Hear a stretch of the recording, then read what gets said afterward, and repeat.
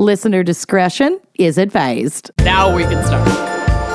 Okay, you are listening to Wine and Crime, the podcast where three friends chug wine, chat true crime, and unleash their worst Minnesotan accents. Oh, you darn tootin'. Oh, yeah. Our worst 2021 Minnesotan accent. That's the year that it is. We are very rusty. We have not recorded in 2 weeks. We forgot how to do everything. Like More it was, than two.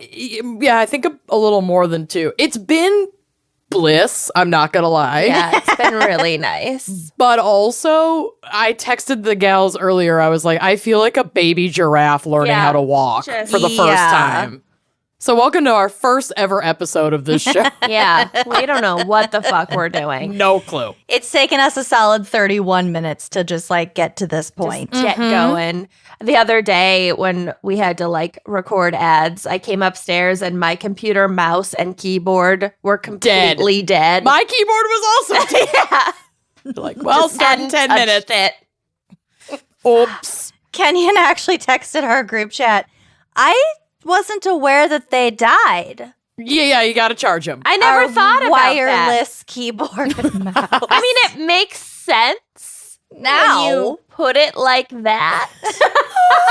But I had never thought about it. I hadn't had a desktop in I don't even since I lived at home in high school. Yeah, since before there were wireless keyboards. Yep. Yeah, so just welcome. did not think about it. Yeah. All right. Well, I'm Kenyon.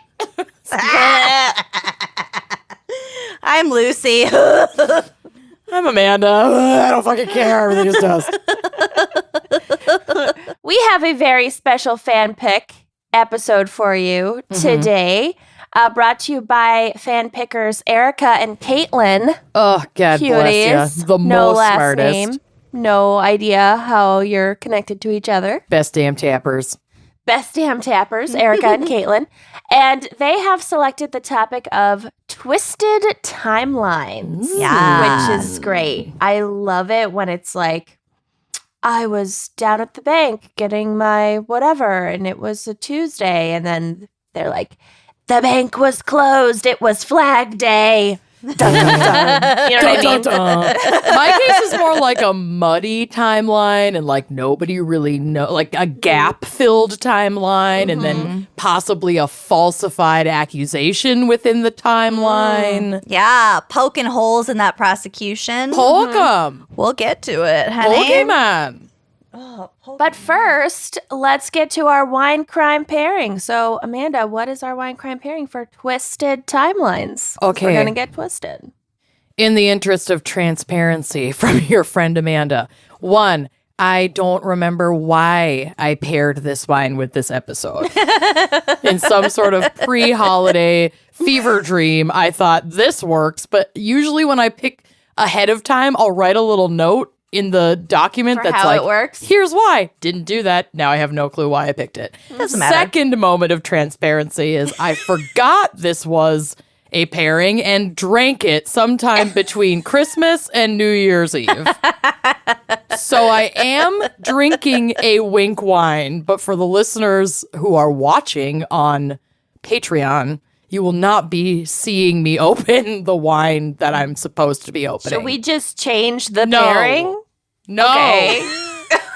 No. Because we could. We've gone too far. But I've gone too far at this point. And that anecdote was funny. So, what I should be drinking and what I hope the listeners at home are drinking is the Rabble Rosé from Winc Wine Club. And I don't know why you picked that. I truly don't. You know, there's a lot going on the label. There's a mermaid. Maybe just rabble rousers, shaking up these timelines. There you go. Shaking it up. I don't know. Lucy coming in to Coming in clutch. save Amanda. With the Sauvetage. I'm drinking Winc Sauvetage Rosé. I love that. Winc has I'm some really good drinking rosés. Watermelon White Claw. White Claw. I love Fuck it. else is new. So just a reminder that, Winc Wine Club is the greatest thing to ever exist, especially during COVID times. It's an online wine club that literally delivers wine to your door. And it's awesome because you can just dabble. If you're not sure about the commitment, you could order a la carte off of the website, still have those wines delivered. But I highly recommend that membership because along with it, you get member pricing, you get exclusive offers, you can like gift boxes to friends. That's fun. Yeah, you could get curated recommendations. You can set up your subscription in a bunch of different ways. You can handpick your wines every month, or you can just have them kind of like track your tastes, and then they make recommendations, and then they just appear at Really your good home. customer service too. Yes. Oh, yeah. It's amazing. So It's very easy to use. Like the app. I frequently have bad experiences with like retail apps kind of like this or subscription apps. This one has Super never easy. failed me. And Smooth it's beautiful. sailing. So I highly recommend checking out Winc Wine Club. And if it's your first time heading over there, use trywinc.com/gals. That's TRYWINC.com/GALS to get $20 off your first box. Treat yourself. Get a little wine in your life. Anyway, so this is a Winc wine. It is a rosé. It is delicious. And here's what the folks at Winc have to say about it. Oh my gosh, it's actually, it's sold out in like the time it took me to load this page. Amazing. I love it. Well, it'll be back. You can track it. This is a Central Coast, California rosé. It's medium bodied. It has a nice dry finish. It's a low ABV. She's sitting around 12.5%. Still gonna get you there. I'll but take it. Yeah, it shouldn't knock you over completely. Has tasting notes of citrus, strawberry, tangerine, and watermelon. So this is going to be like nice and bright, a little tart. Yeah, Lucy's all over it with the watermelon, what's it called? White Claw. I I'm love at it. 5% though. I got to drink a few of these. You got to get there. This is 100% Syrah. I love a Syrah rosé. So good. And this wine shows a delicate pale pink hue. It's bright and racy on the nose with focused notes of wild strawberry, white peach, melon, and citrus zest. It's dry and light on its feet with tangy flavors of tangerine and watermelon, refreshing acidity, grape minerality, and a saline finish.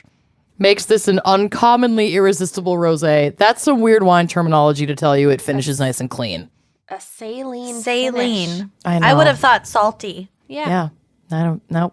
But I it's hope- light on its feet. I like that. I'm going to use that next time I have to Describe awkwardly a wine. describe a wine. Get it? Describe one of your best friends. Yeah. She's light on her feet. It's also a cracker. So as long as you have not just applied hand lotion, you should be able to get right into this bad boy without needing any tools. So shall we crack? Let's do it. Ready. All right, here we go.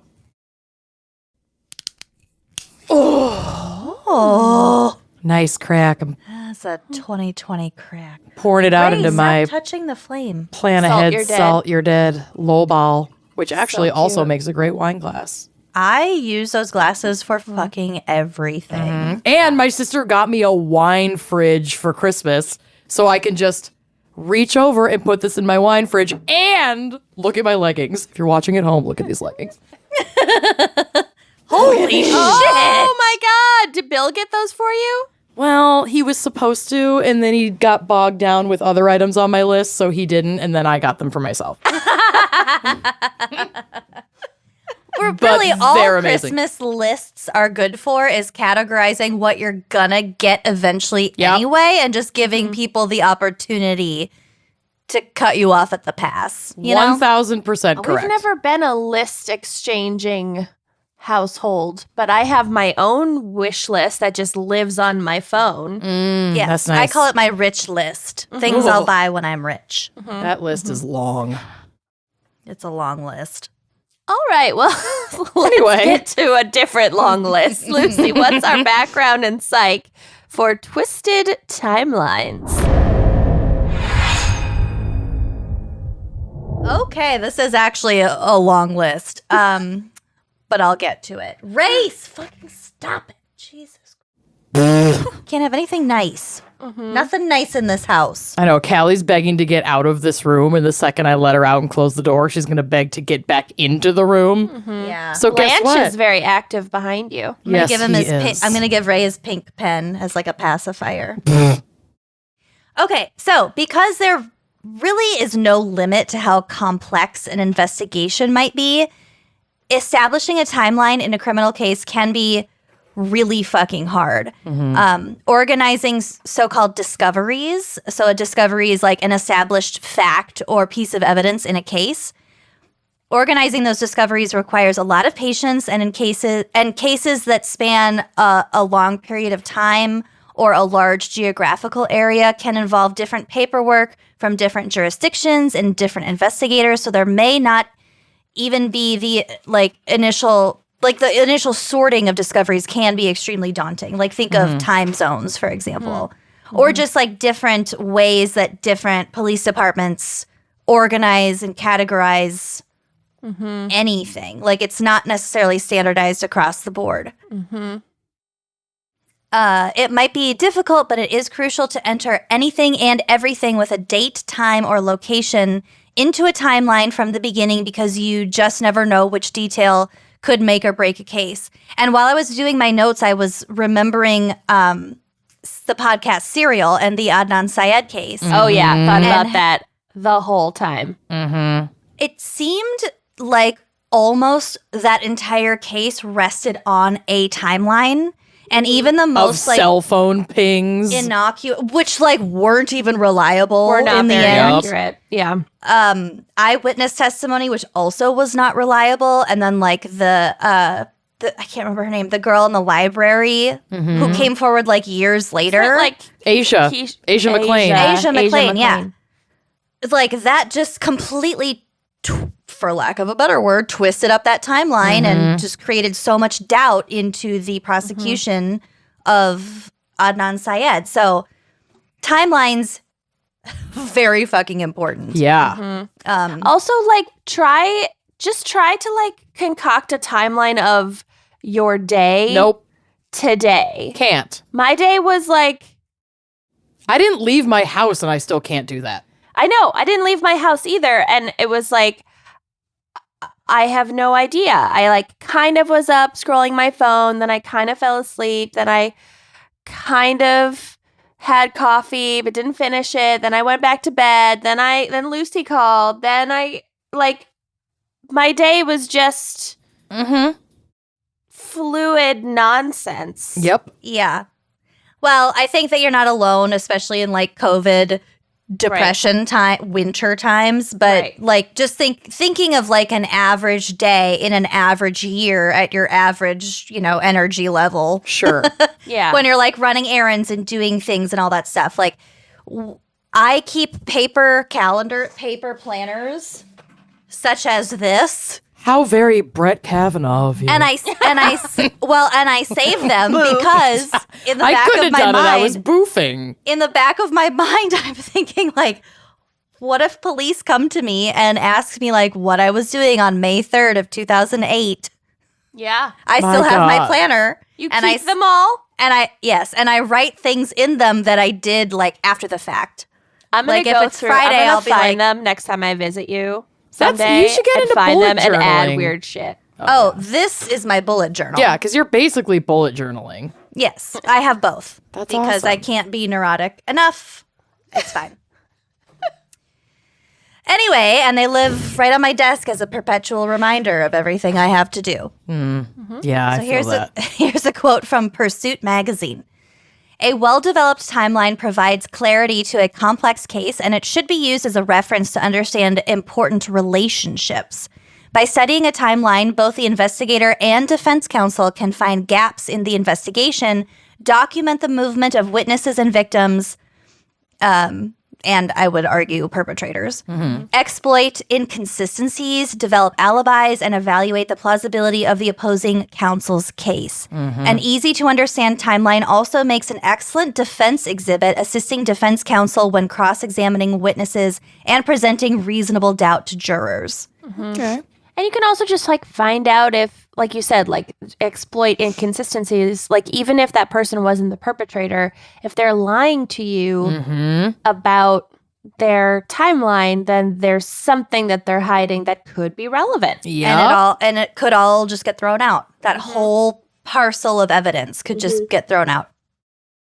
So the first timeline depicting historical facts was probably created by the Roman Christian scholar Eusebius.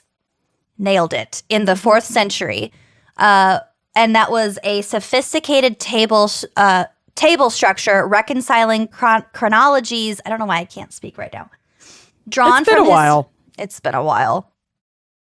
Was a sophisticated table structure reconciling chronologies drawn from historical sources from around the world. So comparing how much work that would have been. Yeah. Then in the 4th century. Before we had Google Docs and spreadsheets. Before you had the printing press. Right. They were before chiseling the it into a rock. concept of a spreadsheet. Right. Yes. Like not even just a digital spreadsheet, but just the concept of a spreadsheet. I mean, there was writing, but there wasn't a whole lot of like globalization, travel. Right. Ooh, like that. I'm sure that was a big Everybody's undertaking. tracking time differently. Yeah, exactly.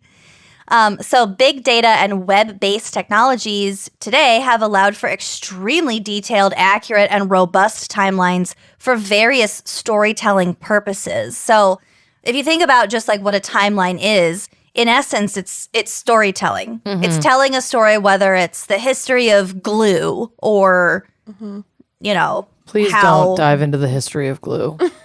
We'll save that for For another our episode. next episode. For glue crimes. Glue gone wrong. No, Or like, now you know- somebody's going to recommend that. We've just totally shot ourselves in the foot. Oh, please don't. We're not doing glue. No. Or like if you think about the do Golden glue. State Killer, like the Right. fucking Golden State Killer that lasted over 30 years and years and years. So- Right. And how, like you said, how everybody in that's like a pared down version of everyone calculating and cataloging time slightly differently and not communicating with each other.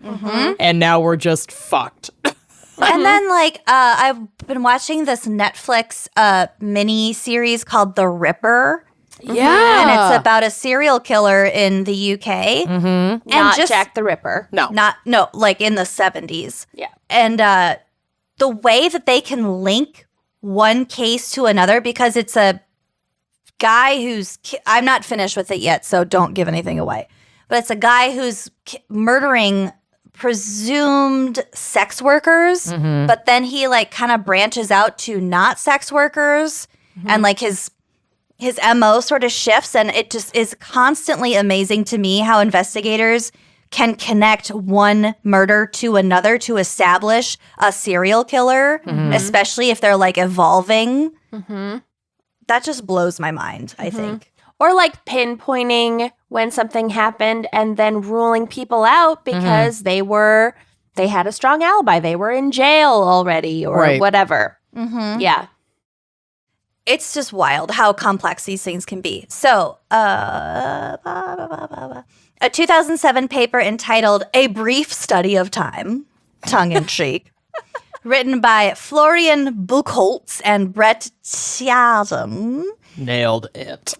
This paper says, quote, timestamps can be obtained from file system metadata, system logs, or application data. Depending on the source of the events, this can provide a detailed sequence of the events that took place on a system or multiple systems, allowing an investigator to reconstruct the sequence of events that took place. So talking more about like computers and phones and stuff. Yeah, metadata, just metadata. Dang. Obviously, since 2007, when that paper was written, the metadata systems they were referencing at that time have expanded exponentially. Yeah, so now it is people have like Fitbits. You can like track somebody's heartbeat at a certain If you time. post a It is photo on Instagram, they can pull mind-blowing. metadata about like exactly where you were when that photo was taken. We'll get to it. We'll get to it. I have a Yeah. hefty list. And you were not in a private jet. Okay. Because we have the passenger log. That's a set. A Hollywood set. So, yeah, as we've just pointed out, if you yourself are thinking of committing a crime, Don't bring your phone. Yeah. be aware that, like, technology is working against you. And that turning off location services isn't enough. doesn't really help. No. Okay. So to start a forensic timeline, investigators can consult any number of sources for information, including internal case files, obviously, the NCIC, which is the National Crime Information Center. I don't think we've talked about the NCIC before, but it is the end-all, be-all database for law enforcement and government agencies and certain authorized just organizations. So it's just like anywhere you need to go to find information about a crime or a criminal or arrest records or anything is in the NCIC. That database also has offline information, which provides detailed transactional logs for all law enforcement inquiries on persons or vehicles, regardless of whether an arrest was made. So this offline information might have you'd probably have to get like a warrant to access it if it's not an active investigation or something like that. I don't think you need a warrant to access this. I think it's available to all law enforcement, but that offline information would be like, on May 28th, Officer so-and-so ran the plates of this vehicle and it came back clean. So even though that person looked suspicious or whatever, was in the suspicious area at the time, they weren't justified in like pulling them over, for example. But it would still place that car in this place at this time. Right. Okay. So that's their offline information. Okay. They have surveillance logs, victim and witness statements, spouses and relatives' accounts of work history and address history. Because I pity whoever has to investigate me because your address history is my address bonked. history, and people I'll be on the phone sometimes with customer service or whatever, and they'll be asking for past zip codes. And I have so many fucking past zip codes that I have to really think about it, where I was at that time. It's like reconstruction of a timeline. My own timeline. Your own timeline. It's hard enough. And you fucking lived it. Imagine how hard it is for investigators. It's really hard. And when I had to apply for an internship at the State Department, which I did not pass the background check. Yay! But anyway.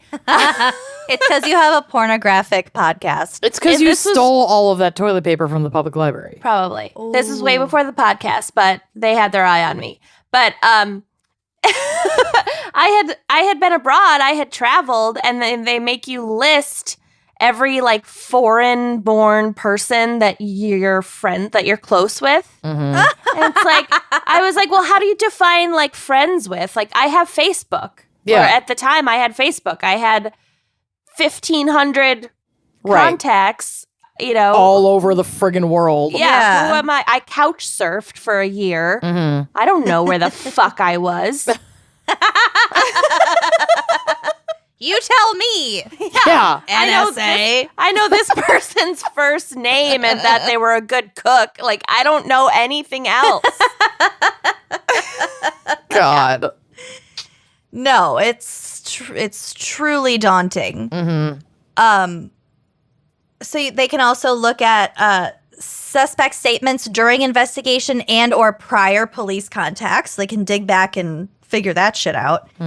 Cell phone records and call logs, like those tower pings we were talking about, GPS, call durations, which if you've ever seen any true crime anything, call duration. So what did you say for 3 when minutes you were and on 36 the phone seconds? With, so-and-so for 1 hour and 18 minutes. Exactly.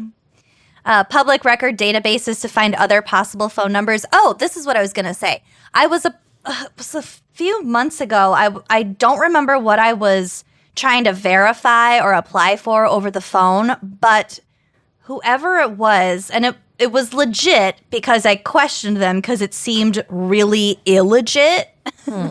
But basically to verify my identity, they went online and they were able to find, they used some program to find, they would ask me, which of these vehicles have you owned in the last 10 years?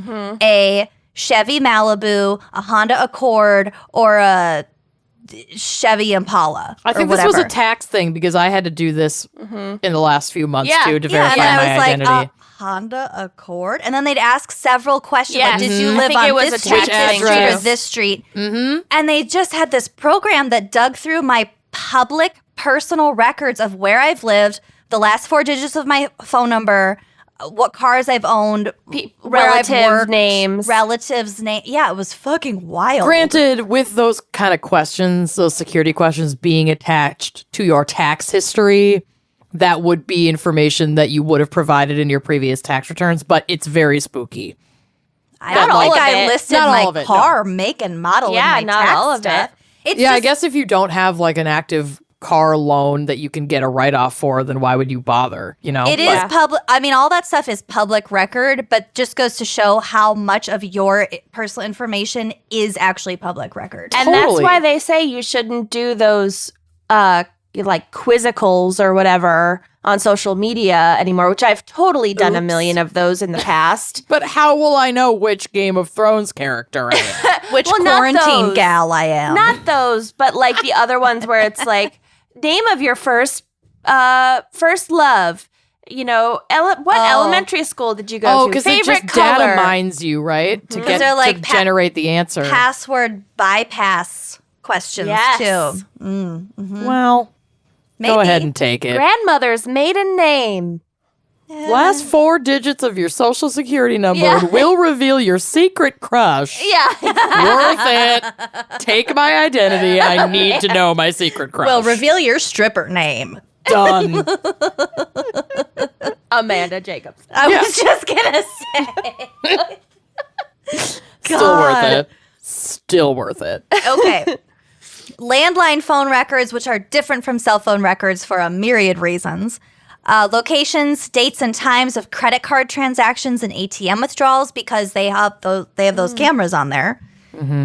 Data from computer files such as locations and times of Wi-Fi access. Cached website information. Is it cached or cached? I think cached. Yeah, I think it's cached, but also, I don't know. Cackhead website information. Emails sent and received, posts on social networking sites, as well as logins, logouts. Obviously, depending on like your computer setup, but they can get access to any of this. Unless your computer is at the bottom of the ocean, they can get information out of it. Right. They could still get it as long as they retrieved it. Work schedules, clock in, clock out times, missed days, geotagging data attached to digital photos, like Amanda said earlier.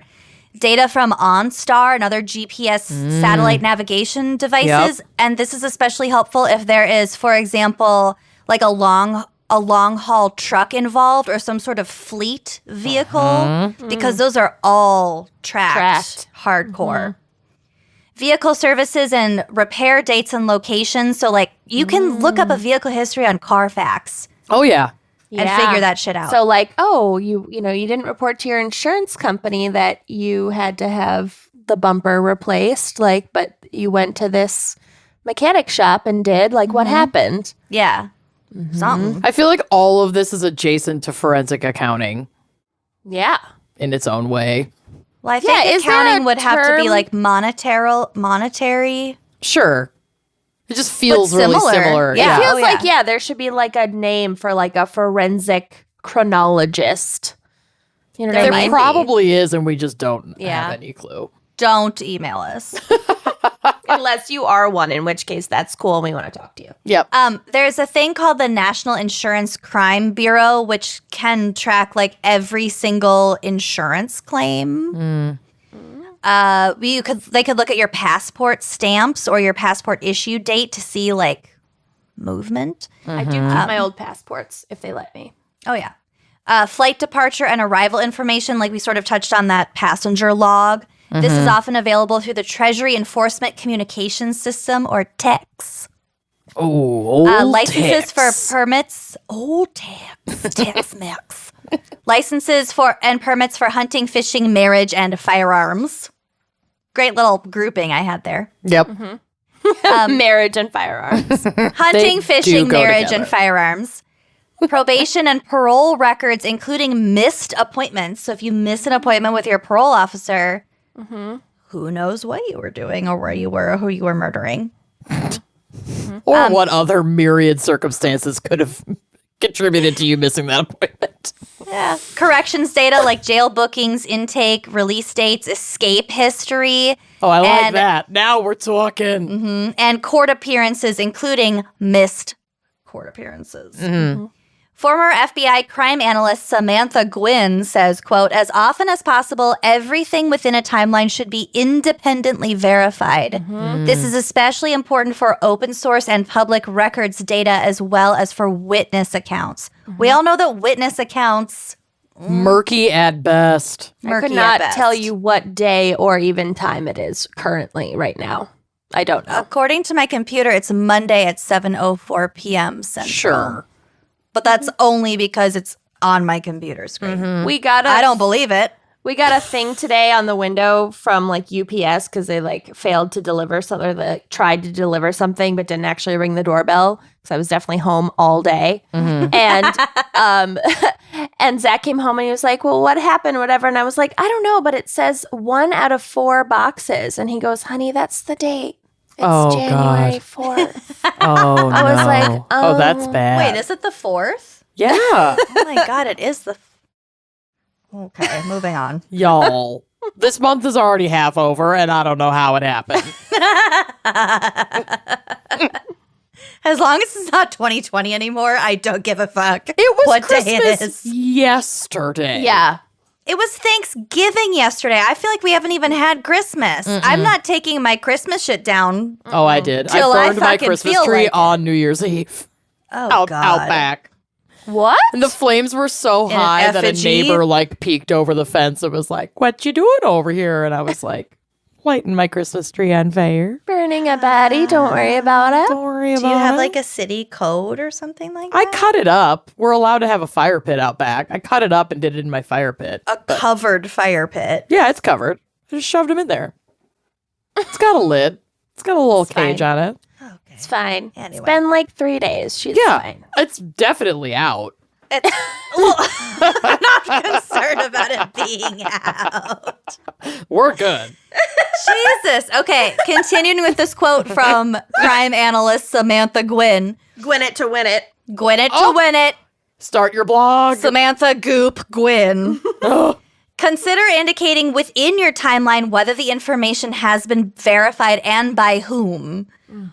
Also, always list the date and time in the local time zone, or if this is too complicated because of extensive travel by the subject, if they were like all over the place, like Israel Keys, note that all times are, for example, in central time zone so that they can all be consistent. Yeah. Sometimes like, time zones get just tricky. are too complicated, period. Oh, yeah.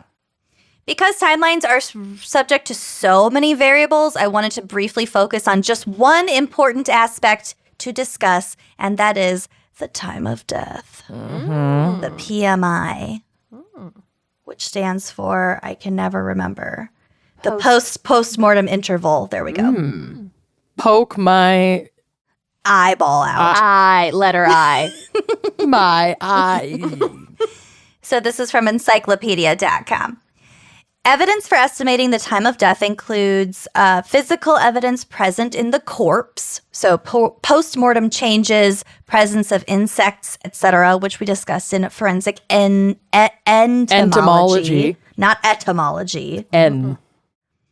Environmental evidence such as location where the body was found, so like indoors, outdoors, if they were buried, if they were burned, if they were in water, etc., and other evidence found at a crime scene. So, like maybe a stopped wristwatch due to a blow or impact. Those are like my fave. That's I like love some those. A crime classic noir. Miss Marple. Yeah.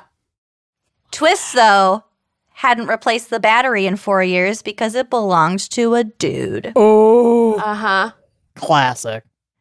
Maybe there's an answering machine with like taped messages on there, a 911 call, phone calls received or made around the time of the assault, etc. And finally, the historical evidence. So these would be habits and daily routine of the victim, relationships, existence of enemies, etc. So those are like more relational possible evidence ties. The so-called rate method of establishing time of death takes into account post-mortem stages and types of transformation that the body undergoes. For example, stiffening, so rigor mortis, cooling, which is called algor mortis. Ooh. Didn't know that. I didn't either. Lividity, which is discoloration, a la Mitch McConnell's lips and hands. Yeah. And soul.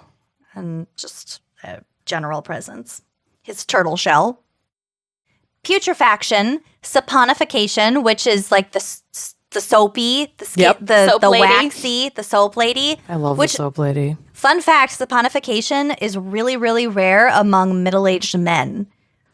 It's a lot Why? more common Because they have like no BMI. because of their body fat, yes. Fuckers. So, I like, hate them. Because they gave children- up beer 2 weeks ago and lost 50 pounds. Yeah. Is that why? It's so unfair. Literally, yes. They Yes. took one walk around the block and now they're ready for swimsuit season.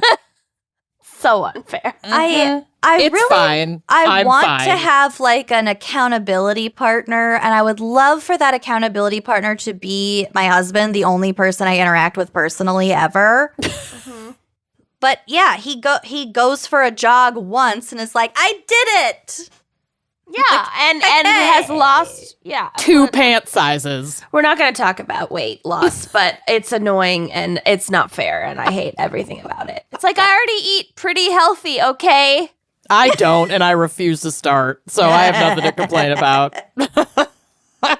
I'll just I drink White reject Claw it. for dinner. I reject the notion that I need to care about any of it. Yeah, That's the best honestly, diet I ever went on. If 2020 has taught me anything, it's that I do not need that scale. no, don't I own one. can Haven't eat owned one in years. Whatever Yep. fucking food I fucking want to. And I can feel great because if I don't weigh myself and if I never see anybody in person who I feel judged by, none of this matters. Correct. I just went through all my old clothes and donated like bags and bags and bags of old clothes. It was like, I don't want to fit into this again. Yeah. It feels really good to get rid of those quote unquote goal clothes. Just get them out of there. It's stressful. It's unnecessary. And honestly, they're probably really fucking outdated. They shouldn't be in your closet anyway. Right. I don't know how we got onto this topic after saponification. Saponification, The BMI. soap thing. Yeah, I got it. Yep, I got it. There's a very clear link here. Also maceration, which is like the liquefying of your cells. It's just when you get mushy, goopy and mushy. Glue crimes. Yes. Maceration. Glue crimes, I guess, is coming now. Great. Great. Lock it in. Then we can look at what's called endogenous factors. Endogenous. No, Endogenous factors, which are things that might mask the real PMI. So these factors could include the deceased's last meal, if they look in their belly and see what they ate last, whether they were afflicted by chronic illness, maybe their individual metabolic characteristics, or whether they were on any medication. So for example, antibiotics may delay the process of bacterial-mediated putrefaction. Oh. So a person could decompose slower if they were on certain medications. Sir. Isn't that wild? That's crazy. I What love kind? that. Antibiotics. Antibiotics. Yeah, but there are so many different kinds of antibiotics. I Doesn't don't know. matter if they're like. I have no If idea. they're stopping microbes from. I suppose. I imagine that Infecting you. the type of antibiotic is less important in this than the amount that you're prescribed. Oh, for sure. And I didn't get into that. I don't know the answer to No, that. I don't but, either. I just think it's fascinating But and it's I'm really real curious. fucking cool. Yeah. And that's just antibiotics. Like, what if you were, eating a shitload of Activia? So, like, your gut, I am a yogurt your gal. gut bugs are working gut overtime. bugs. Yeah. What if your I'm gonna microbiome decompose is in like super out of whack? 5 minutes from all the yogurt I eat. All the active cultures. Imagine Jamie Lee Curtis. She'd just be dust in Yes. an instant. Well, liquid, but yes. Slow down, Via. Slow down, Via. That's what I need. down That's the beyond. yogurt I need. Oh my God. If anybody has eyes on Jamie Lee Curtis, can you let me know how she's doing? Has eyes on Jamie Lee Curtis. God bless her. Oh Jamie. my God. Jamie. Also, I want to check in with Sally Jamie Field and Lee Curtis. see how the Lee Boniva treatment's going. Oh my God. I just have a little bit more to go. Okay, so determining algor mortis, which again is the cooling of the body after death, is also hugely variable depending on climate, what clothing the victim was wearing, or I should say the deceased was wearing, their BMI, air currents, whether they're indoors or outdoors, bugs, animals, like all that stuff. Bugs Lightyear. Bugs Lightyear. Rigor mortis might be affected if the killer moved the body once it had already begun to stiffen. So that would mislead investigators as well. What are you laughing at? Bugs Lightyear? It's just so fucking stupid. And it really got Kenyon and then it got me. I'm laughing at how bad that joke was. So bad. It was really bad. Blimps Lightyear. That awkward silence. Before I just kept talking. Hey, my jokes are dumb. And But that they is fuck. a niche for a lot of people. Clearly. I looked over. Clearly. I mean, it was just giving that look of like, well, yeah, I made a dumb joke, but what? Get it? Sorry, I'm We sorry I haven't recorded missed in a it. while. They haven't had my brand of humor. Okay. But just to go back a little bit, the Back rigor up. mortis, imagine if someone died, if you killed someone, then they started to stiffen. Say you choked them in a chair and they're sitting in a chair and then they start to stiffen and then you're like, "Oh shit, I got to hide this body." And then you take them to like an abandoned warehouse, then you dump them there, but they still look like they're sitting in a chair because they started to Right. stiffen. That would be But then they misleading. do loosen though after a while. They can during well, decomp all of this depends on when they're discovered. and Right. where all of those elements, heat, moisture, Yeah. Bugs Lightyear. Bugs Lightyear, to infinity and beyond. Yes.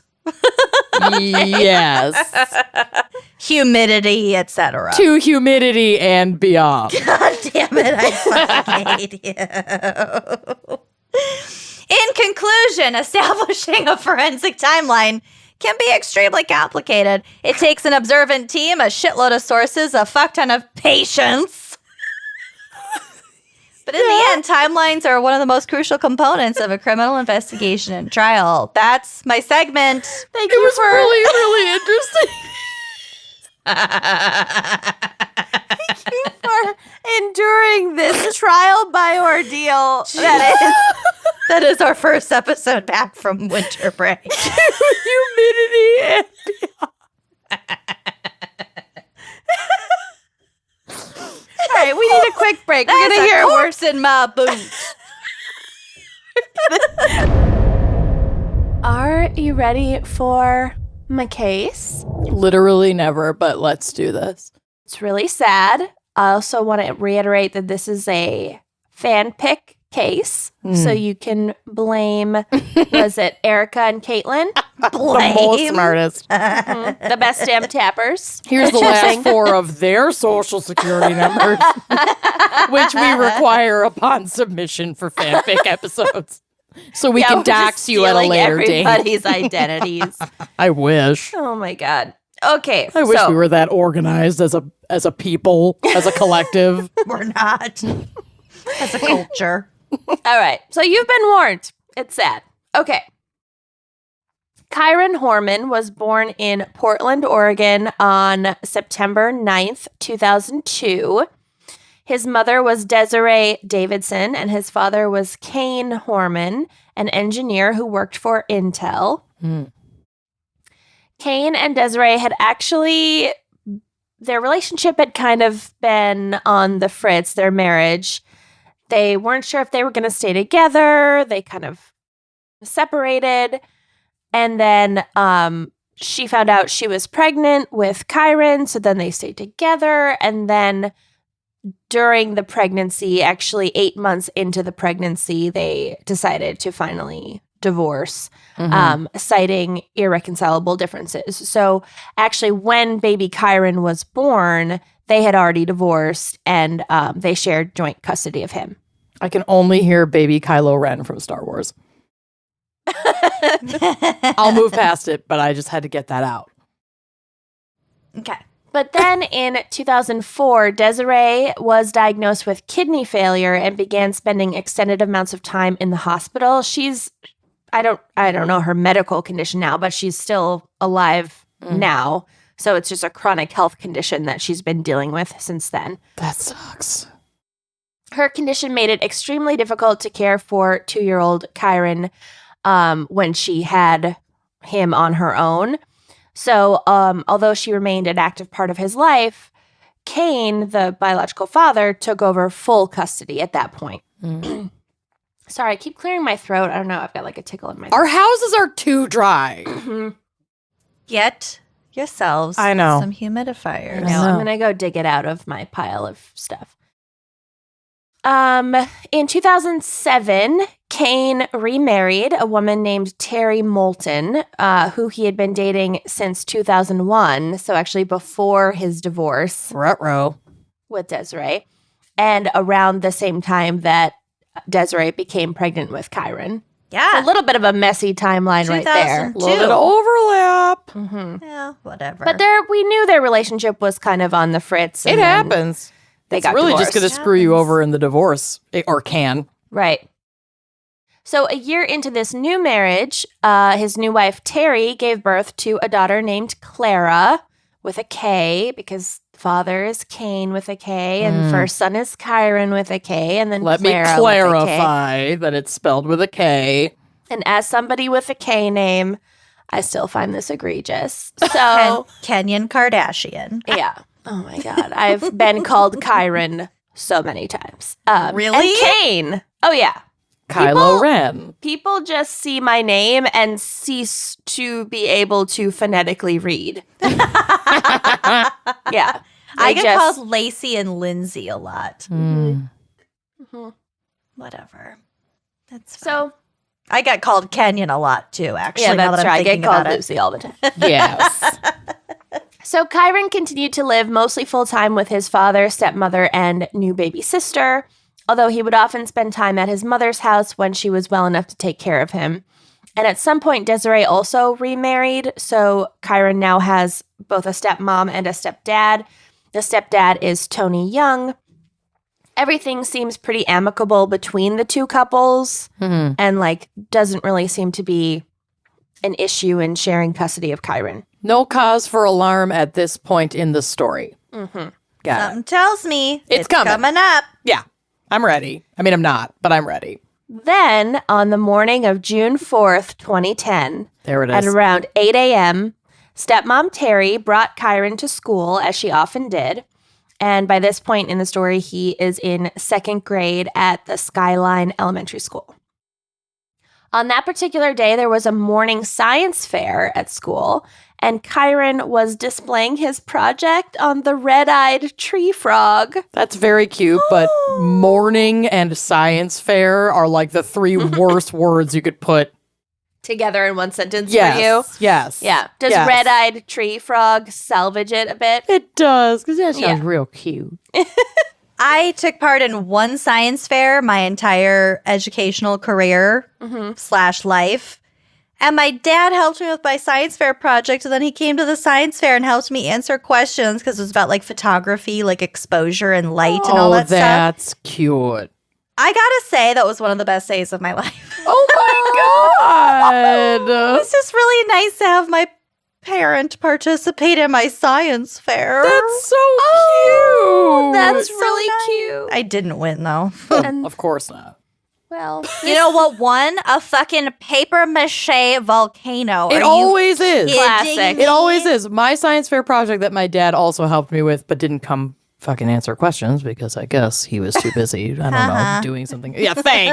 That dad didn't come to your science fair. Sucks. But I did, I was studying the effects of soda on like sugary A sodas volcano. on tooth enamel. So I had like a journal and I just soaked eggshells in like Coke, Diet Coke, Sprite, Mountain Dew. Mountain Dew and regular Coke are the worst for your teeth, by the way. And then logged how much of like, because the eggshells have very similar enamel to your teeth. Oh my And it God, was like you're actually so smart. legit. Well, I mean, That's a really good project. I'm 99% sure my parents had the idea and were like, And, here, like, just found soak it. these eggs, please, for the love of God, pass science. Jesus fucking Christ.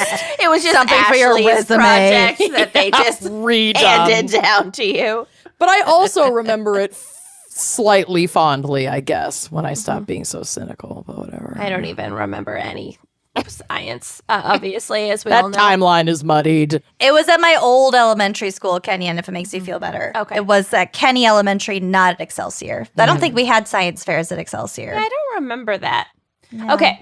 Well, Kyron, unlike Kenyon, loved science and had been excited for school that morning because he was so excited to show off his project.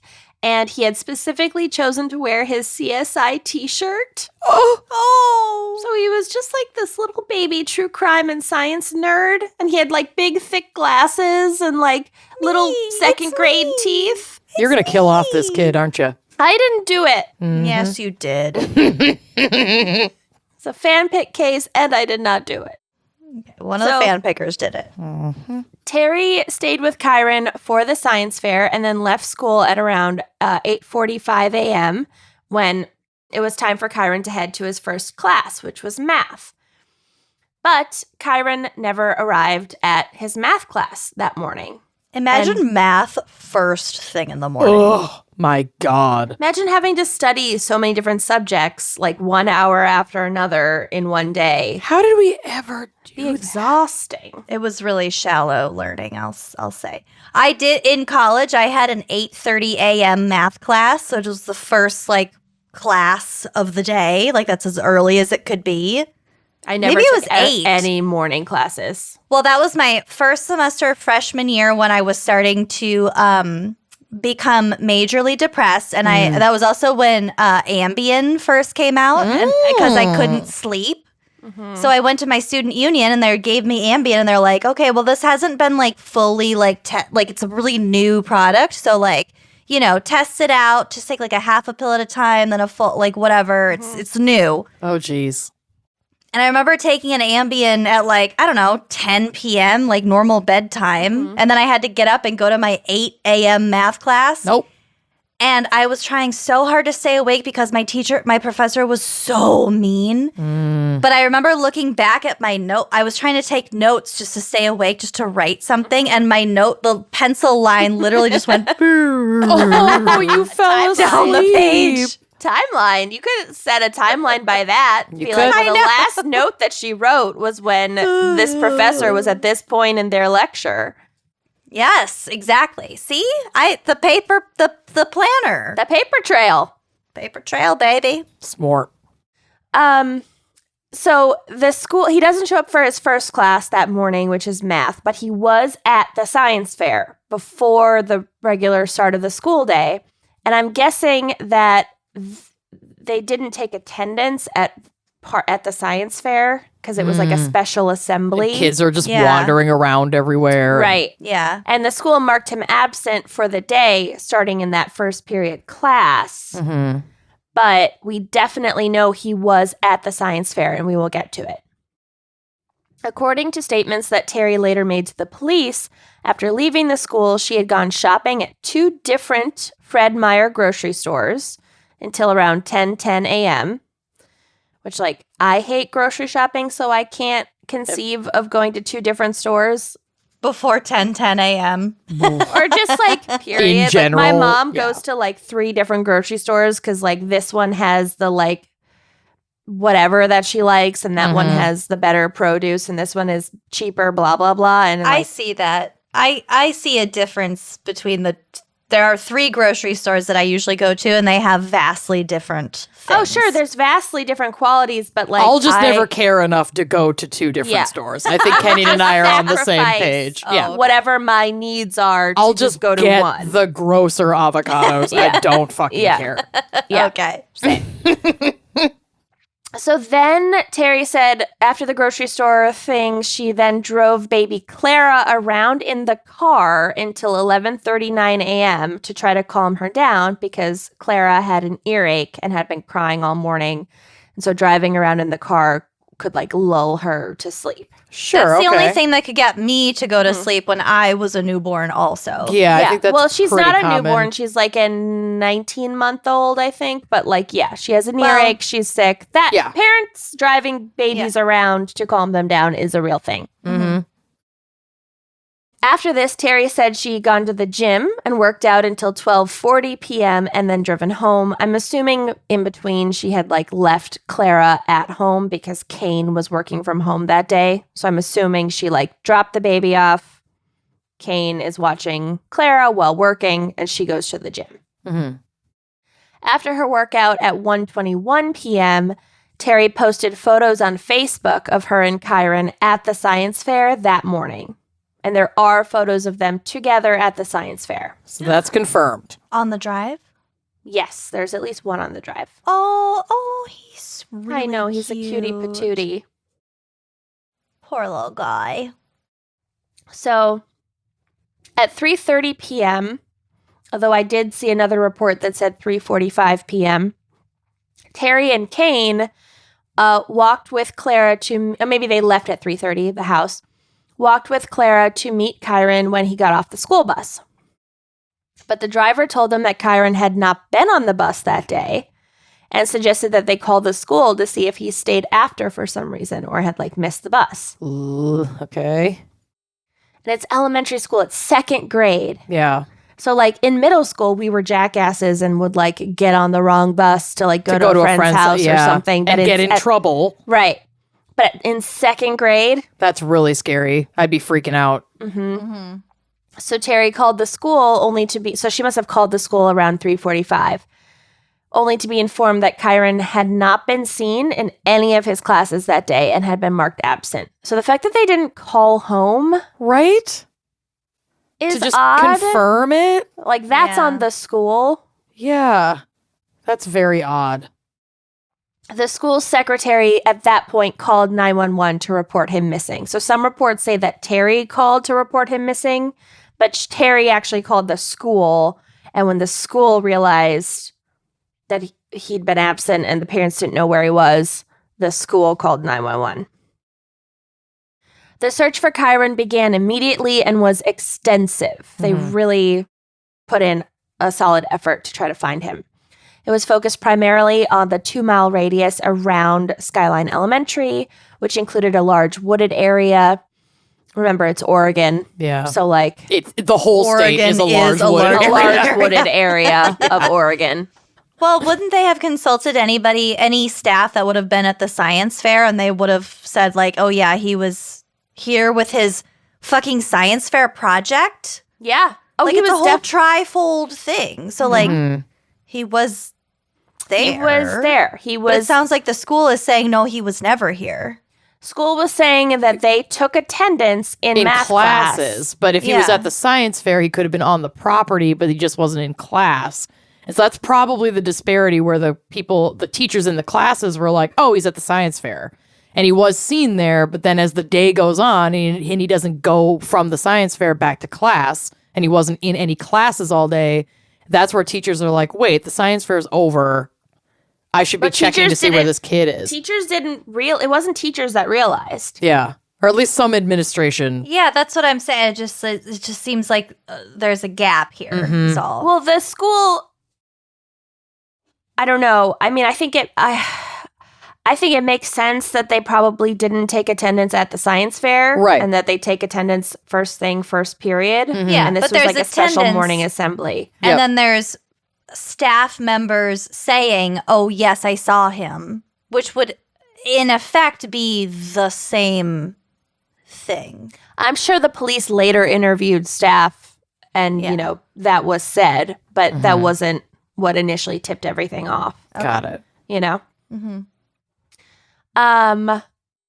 The initial search for 7-year-old Kyron lasted 10 days, and it was the largest in Oregon's history and included over 1,300 searchers, a lot of volunteers. Many of them traveled from surrounding states to help in the effort.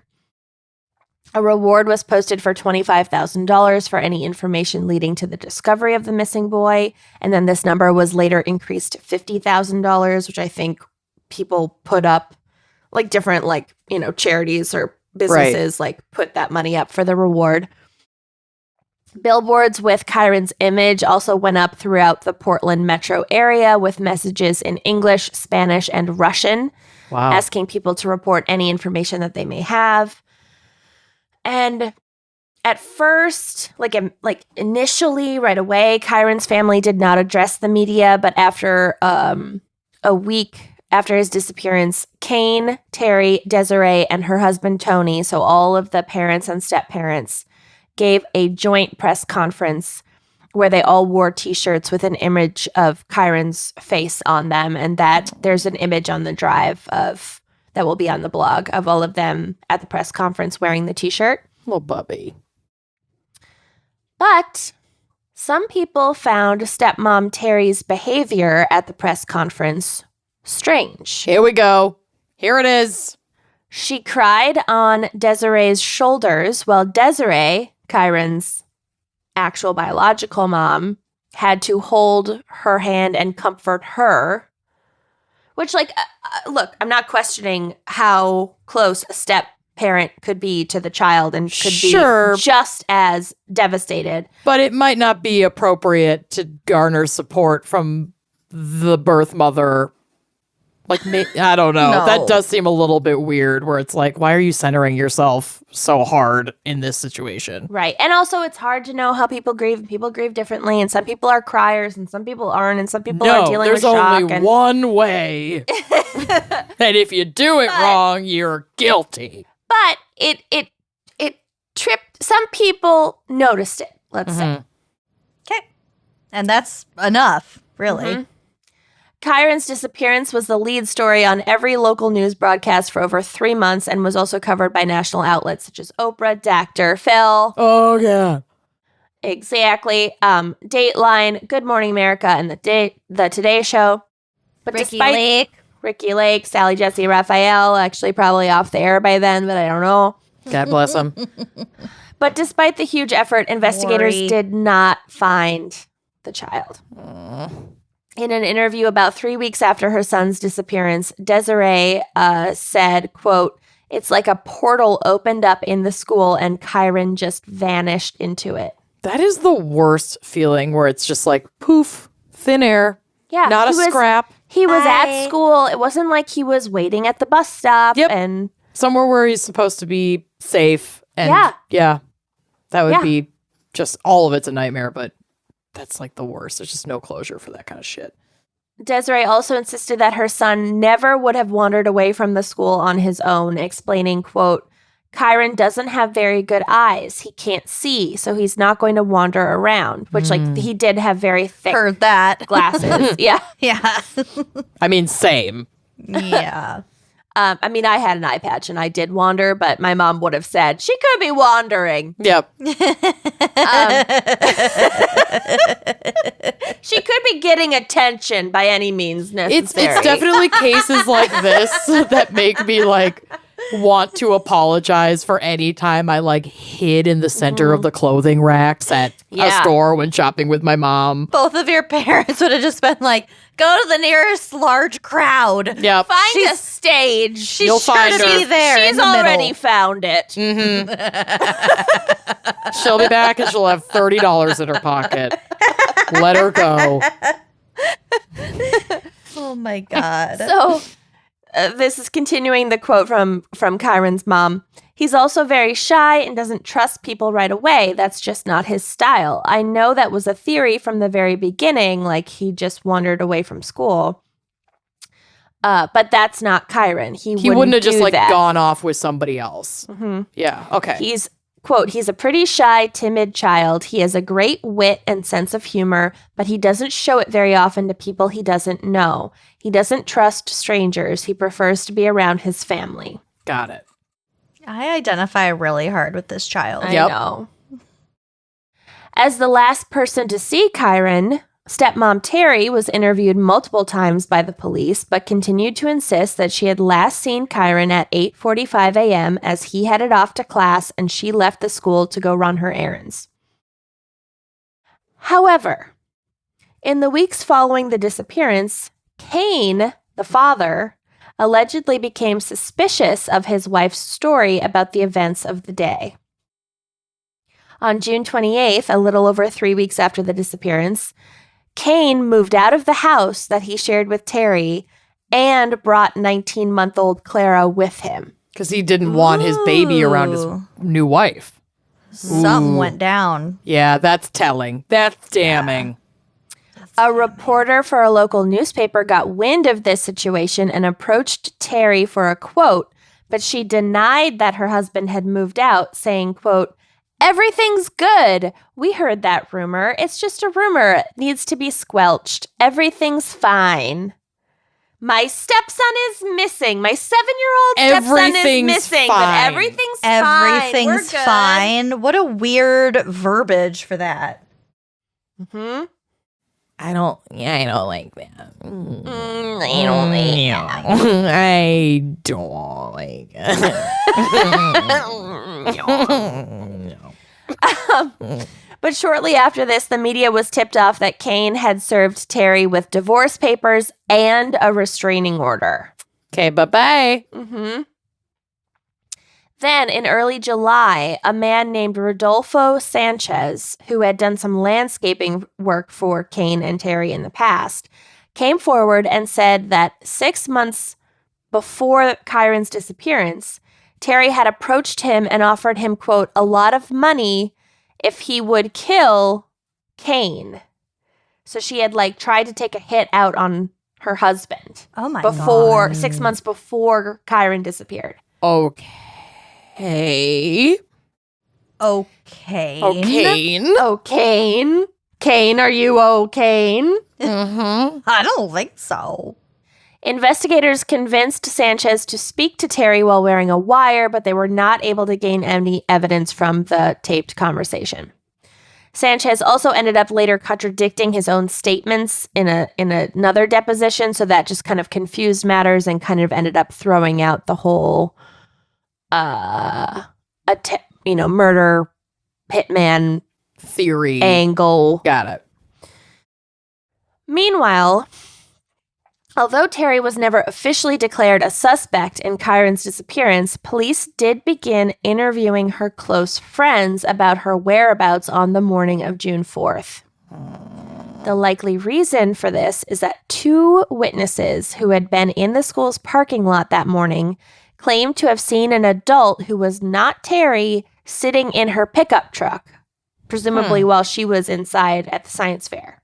So some stranger was sitting in Terry's pickup truck while Terry was in the school. We don't know about stranger. Someone. Someone unidentified adult who was not Terry was in her car, maybe waiting for her. Oh. And this just reminded me of Blortney's Sketchy Neighbors. Oh, yeah. Oh, Blortney's such a good little private investigator. She totally caught somebody in her neighborhood having an affair. Lurid affair. Mm-hmm. Yeah. Lurid? Torrid?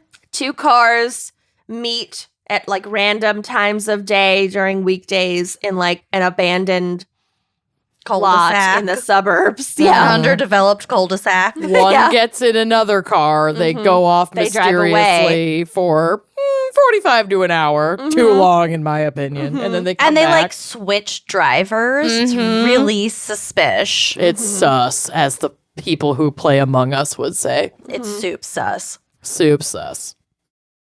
Also, I want soup. And as it turns sus. out, one of Terry's close friends, a woman named Dee Dee Spicher, Blanchard. Dee Dee, had abruptly left her job as a gardener at 11:30 a.m. that morning and then returned to her work 90 minutes later with no explanation. Ooh. Bury that And body. Dee Dee had reportedly helped Terry procure an untraceable cell phone, like a burner phone. Oh. Okay. Let's go to Walgreens. Just go tell someone you killed somebody. Yeah, just if your friend... I love you both infinitely, but if either of you kills a child, Well, right. I am telling. There's the line. Yeah. We found it. Yeah, we found the line, and I would fucking sing like a canary. Yeah. Child is not Child great. is the That's too line. far. I think we can all agree we're not going Yeah. to kill any children. Yeah.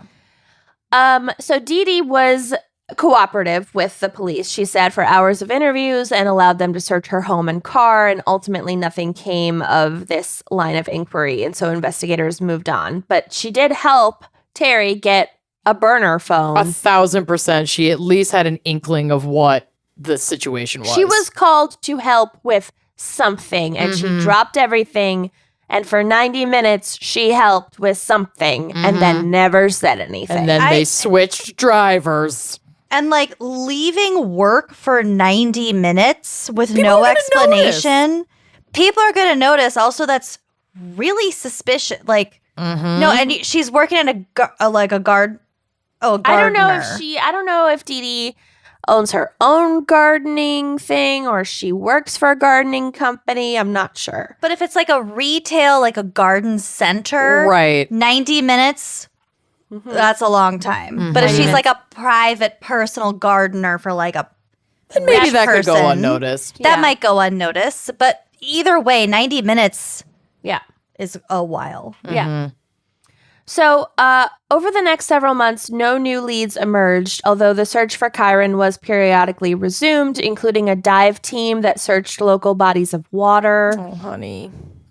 For the initial months of the investigation, Kane and Desiree, so the biological parents, presented a united front to the media. But in November, Desiree gave a solo interview to the Today Show in which she accused stepmom Terry of having a, quote, severe hatred for her son. Oh, dear.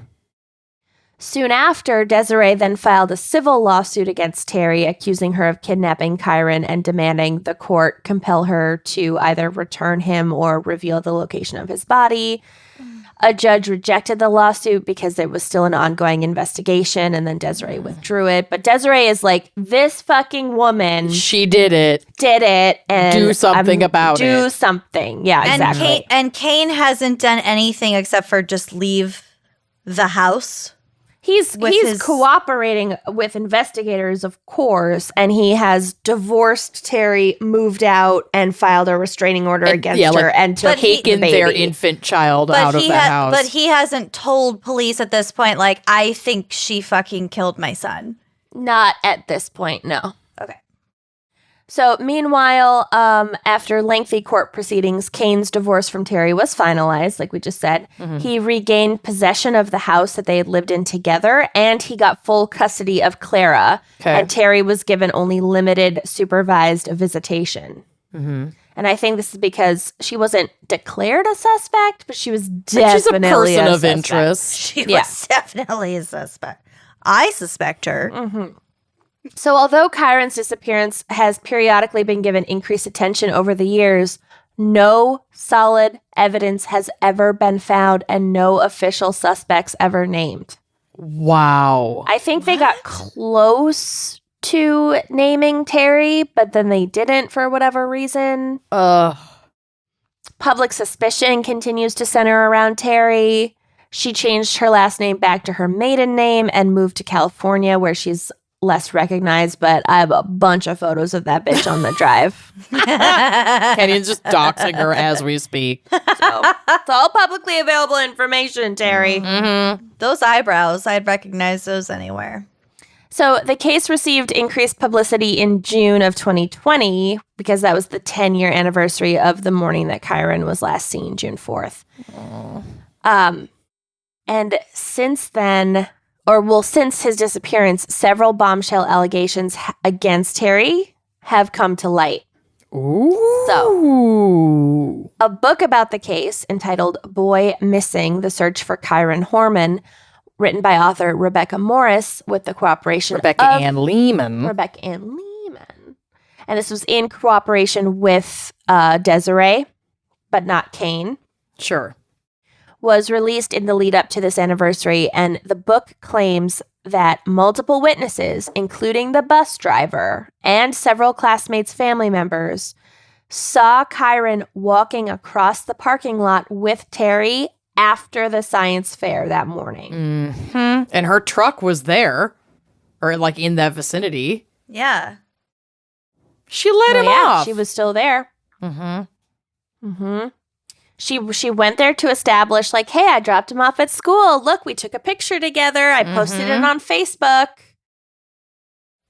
Wow. Yeah. Another claim included in the book is that Terry had emailed a friend on June 3rd stating that she was going to leave Kane the next day and take Clara with her. That's super suspicious.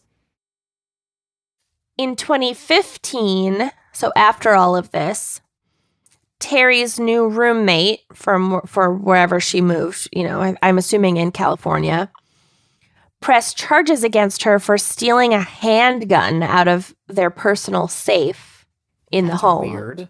Why the fuck would you need to do that? Police did discover the stolen weapon in her possession. Great. I think that case was eventually dropped in court. Maybe they didn't have enough information, but like when your roommate presses charges against you for stealing their handgun. Yeah, you're not exactly keeping a low profile here, Terry. Oh, she's also been accused of domestic violence by a recent boyfriend who told reporters, quote, "I'm fearing for my life. I don't even know what she's capable of doing." Oh, God. And yes, absolutely women can commit domestic violence, intimate partner violence. Yes. And men can be victims. Mm-hmm. And same-sex couples can commit as well. And in 2017, a different ex-boyfriend of Terry's from 30 years ago, so from the summer of 1990, way before she met Kane. Yeah. She was young. She was like 20. Right. And the boyfriend was like 18. This was like in their youth. Mm-hmm. An ex-boyfriend of Terry's named Sean Rea went public in 2017, saying that he believes Terry had hired a hitman to attempt to kill him back in the day. So this establishes a pattern Mm-hmm. of the same behavior. Yikes. Rea said he remembered they were like having like a meal on like a picnic blanket, and a strange man with a gun came out of some bushes and approached him, aiming the weapon at him. And Terry exclaimed, "He's here for you." Oh, it's all for you, Damien. Oh my God. Terry is the worst. It's all for you, Sean Rea. Oh my God. But the gunman didn't fire for whatever reason and then ran off. Because Terry was making it super obvious and the gunman was like, oh, I'm gonna go to jail. This woman's an idiot. I'm out. She can't handle Wow. He's here for you. Oh, my hitman is here. Holy shit. Oh, I didn't see you there. Oh, are you looking for Sean Rea, spelled Seanrea? Wow. Here's your man. Show him your torso. Raise your hands up. Now, Sean, give us a stretch. Display your carotid artery. Join me in this soothing yoga practice here in the park. Turn that way. So after the incident, Sean Rea broke up with Terry and then soon thereafter moved away from the area and had like no further contact with her. Oh, man. But then police came to him in 2011 when they were investigating Terry, and Sean says that he informed investigators about his suspicions in 2011. And then like seemingly nothing came of it, or they didn't follow up with him ever again. And so finally in 2017, he was like, look, like, I think she tried to kill me. I think she killed this kid. Mm-hmm. But don't worry. Terry has found love yet again. She remarried in Nevada on St. Patrick's Day in 2018. Okay, obligatory moment. Obligatory Was moment. she there? Did she wear a green dress? Where we Or did she get pinched? just notice that Terry has now been married, 3 times? Twice for Twice sure, but for several sure. commoned relationships. Yeah. Yep. And Well, who are we to judge? still not even once for old Mandy over here. So You've had a couple committed Maybe you should hire Yeah, more of hitmen. course. That's what's missing. Mm-hmm. He's here Bloodshed. for you. He's here for my you, wedding, Bill. Will one hire of you a hitman please, actor. Yes. Will one of you please just put on a mustache and I'll do it. jump up out of the wherever You the had crowd. Kenyan nut mustache. I'll do A it. jaunty hat and mustache so that I can swirl around and yell, "She's here for you!" Or at least at the bachelorette party. One or the other. One of us will be wearing well, you're not gonna have bridesmaids, but like a fancy gown, Oh, but yeah. also like a mustache. black A shroud. mustache. Yeah, We over all just need black the veils gown for my peeking wedding out day. from underneath. I will wear mourning attire. Please for your do. wedding. Should I set the dress code to funeral attire? funeral attire? 1800s mourning widow. I'm gonna show up in a carriage. You can have like that hair art, that Victorian hair art. I can't wait to write 1800s mourning widow optional on my invites. Amanda Knoll. Mr. and Mrs. Curse you, Knoll. shutterfly! I'm gonna wear the highest necked Yes. gown I can find. And it has to have so much lace at the top. Oh, yeah. I could fit honey. my waist into an orange and a half when I was her age. Okay. Okay. Last little bit Incredible. about this horribly sad case. Ugh. Desiree continues to voice suspicions that Terry fucking did it. And stated in a 2020 interview, quote, "I don't believe it's in our future that Terry will come forward with information.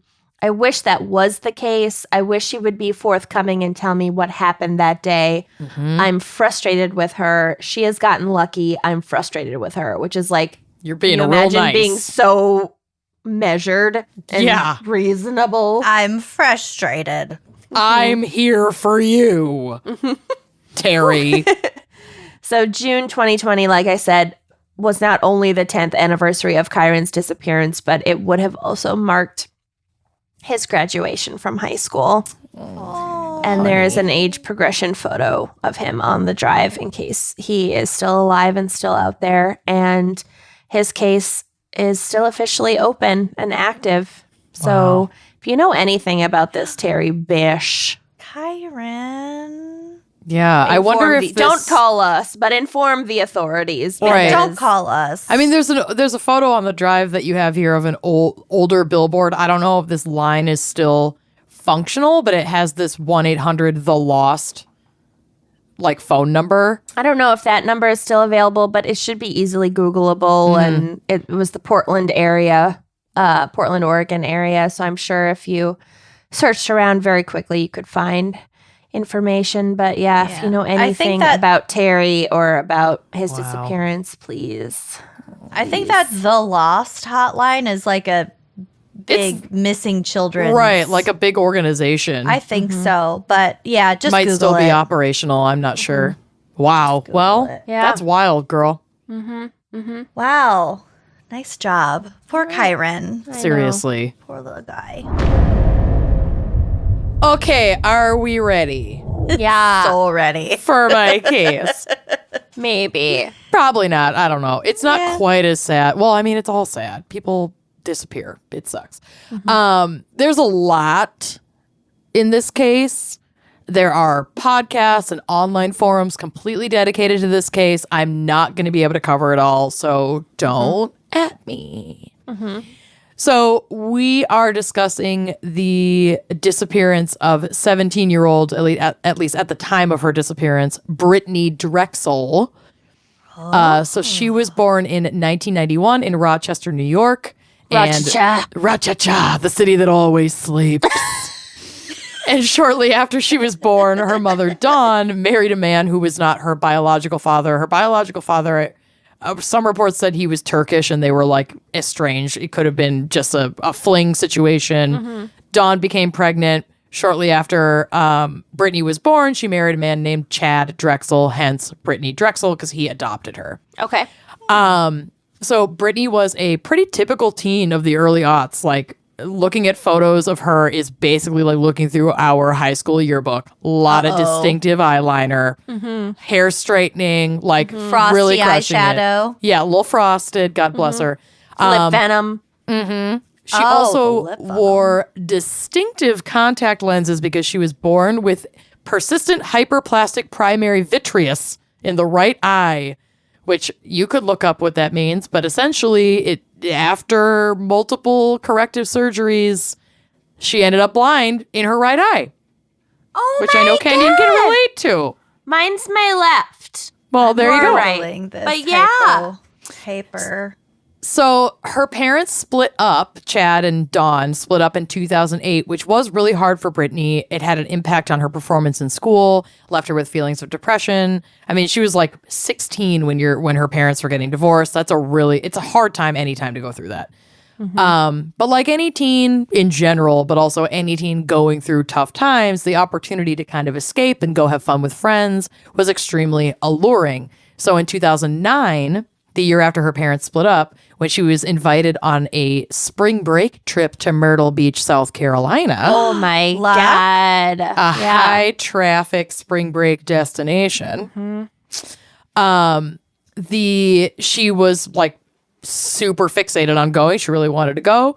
And her mother, Dawn, was open to it, but after like looking into the details of this trip was not on board. My mom would have laughed in my face. I mean, No, I couldn't even go to Warp Tour. You guys both got to go to Warp Tour. I never that's got true. to go.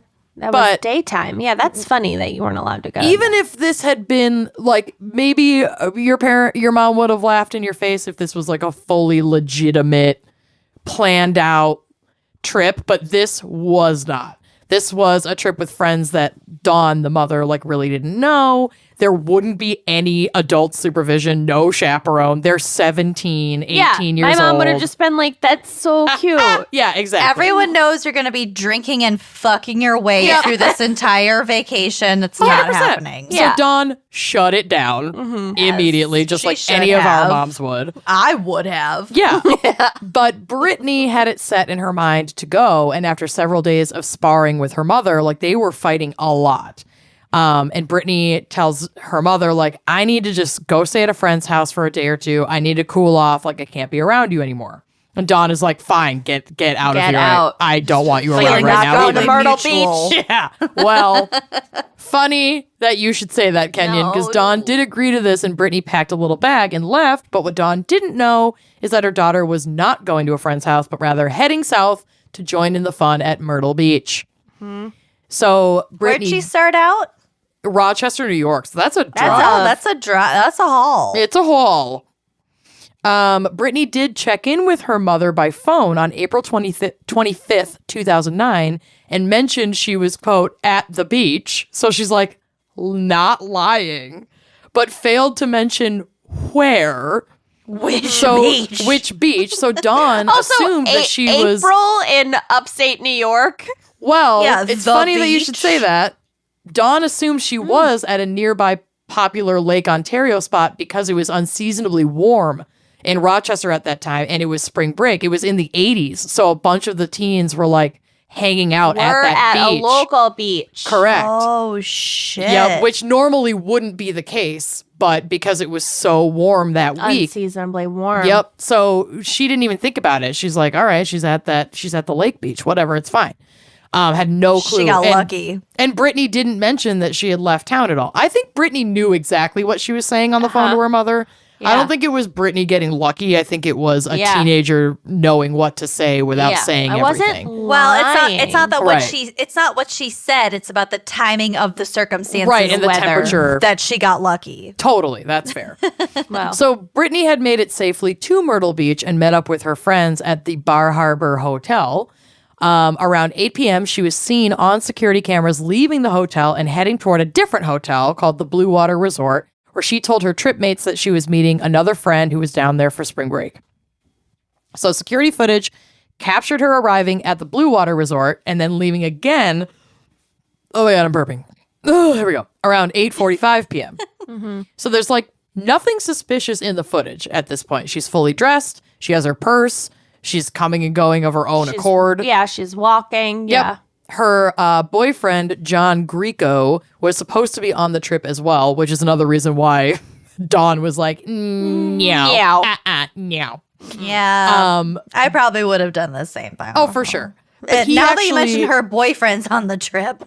I'm lying and driving to Myrtle Beach. Like, I would have done this. I'm going to Sam Blurg's house, and I'm just kidding, Mom. Your high school boyfriend is a fucking irresistible magnet. I'm sorry. It just is. Myrtle Beach I would have was been way too scared. her church parking lot. Well, near your Kenyon's mom's house. scary. Yeah, my mom would have driven to Myrtle Beach My baby's in that and beach. found me on a beach. My child. My baby's in there. Yeah.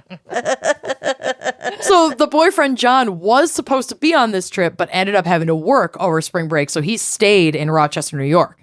So Brittany was in touch with John, and he knew that she was down there. And on the night of the 25th, they had been consistently texting back and forth. But the text messages from Brittany abruptly stopped around 9:15 p.m. So she's left the friend's hotel room at 8:45. She's wandering, texting with her 30 minutes boyfriend. later. Yep. And then all of a sudden, 9:15, John is like, why aren't you texting me back? What's going on? So she's alone at this point. Yes. Okay.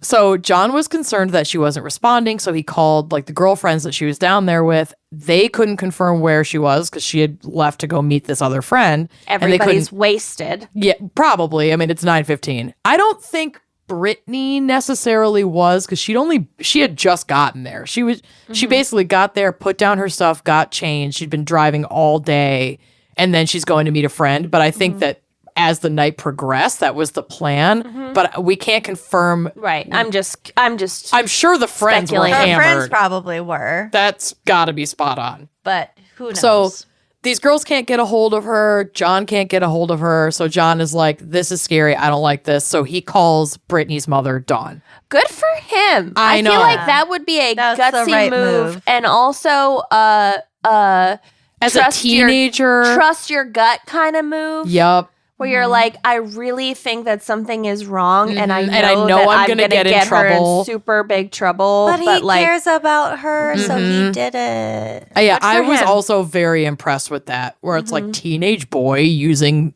their brain. I can't Yeah. fathom what it would have taken for any of my teenage boyfriends to speak to my mother. Seeing me dead might get a call. Well, also like the fact that her girlfriends who were down there didn't call, or Right. like send some Well, sort at of this alarm. point, she said she was going to find somebody else. Exactly. They're not with her, and she's only been in town for a couple hours. And they're Yeah. off doing their own thing. yeah, I yeah, get yeah. that. Yeah. But, So I mean, yes, and for the boyfriend from a long distance away, he's Yep. not really involved in the situation at all. right, to have She's that out of instinct. touch for like what, a half hour, Yeah. 45 minutes to be like, no, this is Granted, not right. if you leave me on red for half an hour, I am calling the police. I'm terrible. If you have I your can't. red receipts on, I hate I'm that. calling the police. I hate it. Bill always has his on, and it is infuriating. So on the night of the 25th, like I said, they'd been consistently texting. 9:15, he calls them up. So this is Dawn's first time hearing that Brittany is in fucking Myrtle Beach. She immediately calls her ex-husband Chad, Brittany's adoptive father, as well as the Rochester PD in the hopes that they could connect her or connect themselves with authorities in South Carolina. And by the morning of April 26th, the search is in full swing because we've got a minor. It's spring break in a spring break hotspot. Yep. Oh my God. Yep. We've got a minor God. female missing exactly in a spring break, like top 10 beach town. Oh God. So, through security camera footage and interviews with the friends that she was traveling with, investigators were able to determine that the last person she was seen with was a 20-year-old guy named Peter Brozowitz. And I literally wrote with a last name that begins with bro, he could only be a nightclub promoter. Yeah. And he was a nightclub promoter. Oh, no. Of course. Yeah. I'm sure everybody called him Brittany, bro. no. And they were like, oh, but what's your real name? It's bro. It's Brozowitz. Brozowitz. I mean, talk about the party was born to play, baby. It's bonks. So And he looks like James Franco in Spring Breakers Probably. with the grill. Spring Break. spring break. Right. He was also from Rochester, and this is how Brittany knew him. He was spring breaking in Myrtle Beach as well, but he didn't live down there full time. So the two had gone to a nightclub together on the evening of the 25th, apparently, or like made a plan to do this. This is kind of unclear. Investigators questioned Peter and his bros, who were all sharing a hotel room for the trip, but these interviews did not yield significant leads. Because they were Probably fucked up hammered. the whole time. Yeah. Which brings the investigation to tracking Brittany's cell phone. So she had her purse and her cell phone on her the night that she disappeared, and cell tower pings were able to track the phone south along Route 17, traveling nearly 60 miles away from Myrtle Beach before all pings abruptly ended the morning of the 26th. So the phone either died or was destroyed at that time. That's the theory. But it still traveled 60 miles Yep. from where she was. Yep. Ooh. 60 miles. So a search team headed to the area where the last ping was recorded, and an exhaustive 11-day search for any shred of evidence came up pretty much empty. Like, they couldn't find the phone, they couldn't find clothing, they can't find her purse, they can't find her body. Like, there's nothing tangible that they can enter into evidence. So at this point, here's what we know, and shout out to the online forum websleuths.com for compiling this timeline. So the 25th of April, 7:55-ish p.m., Brittany enters the Blue Water Resort. 8 p.m., her boyfriend John is like in consistent phone contact with Brittany. Still around 8 p.m., Brittany is basically in Peter Bro's room at the Blue Water Resort. Between 8 o'clock and 8:10, it's kind of murky. Wait, do they know that because of the pings? Not because of the pings. Because This of is what because of the Peter Bro security said. footage at this point. Oh, okay. And Peter's like eyewitness. Yes, I was with her at this time. So between 8 o'clock and 8:10, there's a call that comes into Peter's room, I guess, like to contact Brittany from one of her female travel mates about like a pair of shorts that her friend was looking for. And it's like, Classic. yeah, like I want to wear these shorts. Where are my fucking shorts? I think some reports say that like Brittany was wearing the shorts in Yeah, question. of course. Probably. Yeah. Bitch, give me those shorts. Bitch, give me my shorts. So 8:13 p.m., Brittany's leaving the Blue Water Resort, and maybe because she's wearing the shorts, that's why she's like heading back toward her actual friends. hotel so she can Yeah. give the shorts back to her friend. So between 8:13 and 8:20, this is a 7-minute block that we can't track her. Like, we don't know where she is. She's not picked up. If she was like telling her friend that she was heading back to the hotel, there's a certain camera that she should have been picked up on, and she's not. But around 8:45 p.m., the friend who had called about the shorts does receive a text message from Brittany saying, I'm on my way back to the hotel. So that could have been Brittany who wrote that.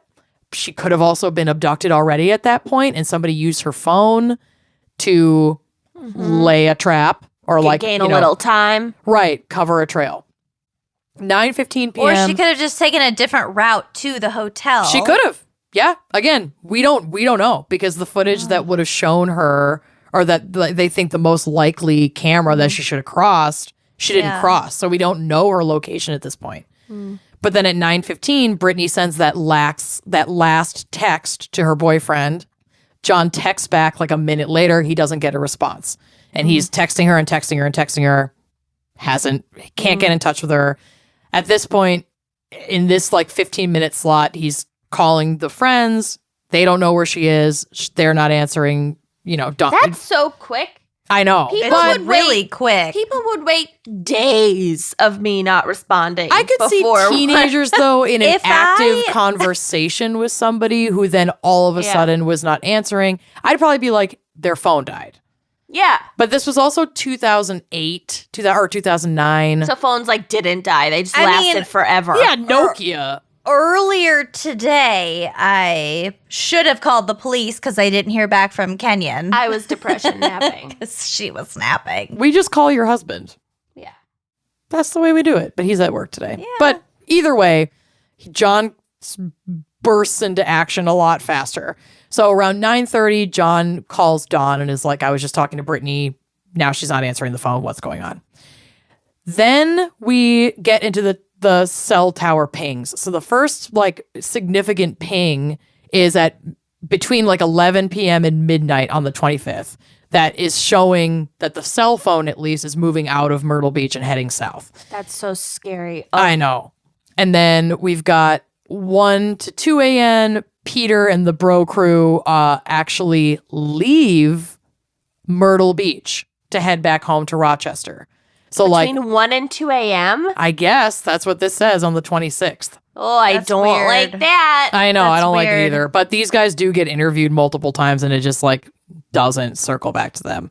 But I could see them being... I did leave a place at 1 or 2 a.m. with a bunch of girlfriends on a spring break trip. Yeah. Driving from D.C. back up to upstate New York. Yeah. So you basically did exactly this. So I basically did exactly this. Corey did the same thing, trying to leave for some sort of West Coast road trip, but he was bartending at the time. So they left right when he got off work at 3 a.m. to make it to whatever destination city by Right. 8. They're fucking 20 and they Yeah. probably had to be Yeah. at work the next day or something Yeah, stupid. something I dumb. got this on paper sounds really suspect, but Bonkers. we've all done it. A So thousand. Yeah, 1,000%. we did it because we were staying at a friend's college apartment and he had a bajillion roommates and I was like, my friends and I are on spring break. We're driving back. Can we crash at yours? And he was like, yeah, of course. And then the 5 of us got there and there was nowhere for us to sleep. Yep. And college, high school, spring break, what is time? Right. Everything You're up revolves anyway. around your budget and your sobriety. Yeah, it's so 2 there a.m. are no rules. We're out of money and one of us is sober. Let's just fucking go. Let's Go. just Go. go. Literally Yeah. been there. This is what we did. So between 1 a.m. and about 5 a.m., the cell phone is continuing to ping towers until it dies or is broken. So the last ping apparently happens about 60 miles away at about 5 a.m. But south. Yes. So not she was this is weird, I'm going home. No, she's not heading to Rochester. She's going further south. And she's not with any of her friends. Right. And around the same time, so between 4:50 and 5 a.m. is when Brittany is officially reported missing to the Myrtle Beach Police Department. Because as we know, Dawn was informed the night before, and now Dawn is no one can get in touch with her. Fucking, she's missing. What's going on? So Rochester PD contacts Myrtle Yep. Beach, yeah. So around 5:45 a.m., the Myrtle Beach Police Department get into the room at the Bar Hotel. No one's home in the room, but stuff is there. So the girls probably are either still out or partying somewhere else, whatever. Around 11 So all of her shit is there. Yes, her stuff is dropped off, Except but for her her phone. purse. Except for her her purse, her phone, and the articles of clothing that were on her person The shorts. the shorts shorts. are missing. And The I shorts actually in am question. not 100% sure if she had her own room or if she was sharing a room with somebody else. I didn't even think about this because myself at 33 is well, she had her own room. Of course, nobody was present. But I also didn't see anything else significant in my research that was there should have been other people in this room and they weren't there. So it's possible Yeah. she just had a cheap, shitty room that she 'Cause got she's last how minute. old? She's what, She's 17, so I don't know if you can even She get a didn't have her hotel own room on your room. own. She didn't. So she was staying somewhere, but that room was empty. But the girls could have passed out in the adjacent room. Who fucking knows? Gotcha. But it wasn't that isn't like a significant part of the timeline.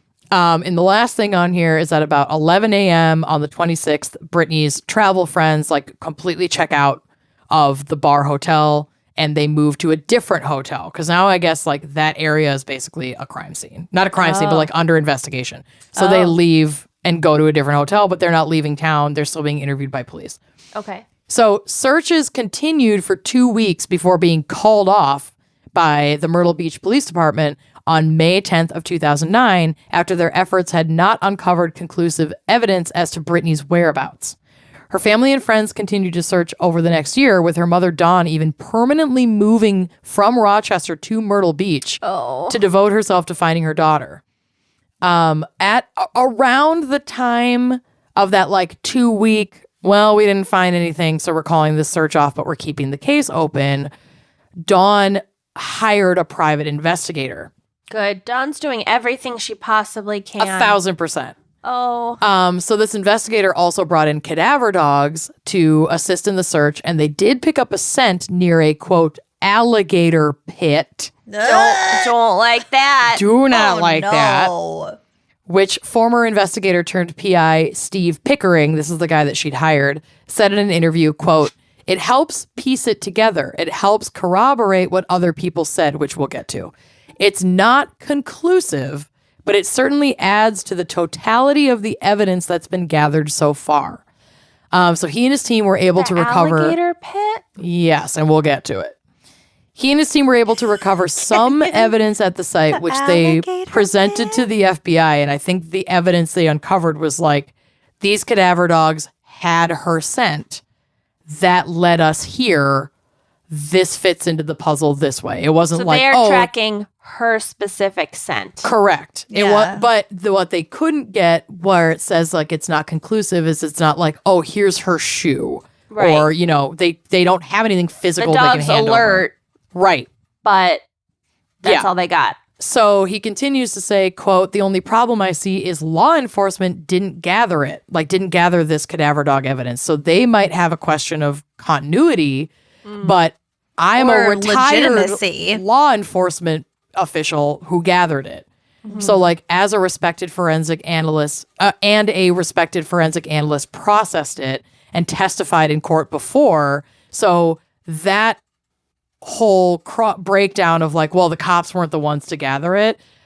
Pickering says that's a hurdle that a prosecutor in court could easily overcome by being like, correct, but it was gathered by a former officer and this active and respected analyst processed this evidence. Yeah. The FBI should have accepted it. But the FBI Going didn't. either way. They didn't take the evidence. I mean, I can see that because, like, the credentials of a person experienced in collecting evidence from cadaver dogs, or even like the licensure of cadaver dogs themselves, like that expires. There's like training and blah blah blah. For sure. Not to say that this was incorrect evidence, but like in terms of like judicial submission that's for the evidence. trick of like having any kind of private right.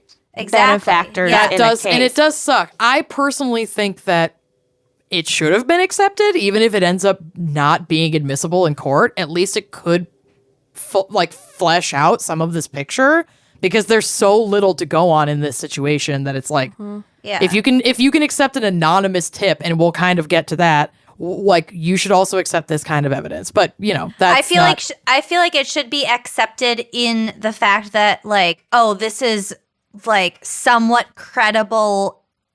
It's a potential lead. Evidence. So Yeah. let's use our currently accredited Exactly. cadaver dogs and researchers corroborate and like it. corroborate that Exactly, way. through the Yeah. channels that we know will hold up in a court of law. I completely agree. So Exactly. obviously that's not what fucking happened, because nothing would turn up in this case for years, okay? And then suddenly in 2016, a jailhouse informant... When did she first disappear? 2009. So this is now 7 years later. And a jailhouse informant points the finger at a suspect. So a man named Timothy Deshaun Taylor was accused, alongside his own father, of kidnapping Brittany and holding her, quote, at a trap house, which is like a stash house, where the quote continues, where she was gang raped and shot before her body was dumped in an alligator swamp. Oh, Jesus fucking Christ. Worst case scenario. Correct. Oh. But also, this is coming from a jailhouse informant, which is not the most solid or reliable source. How did Timothy Deshaun Taylor, did he know her at all? Like, did he pluck her off the street? sure What's she'll the get to theory? it. Yeah.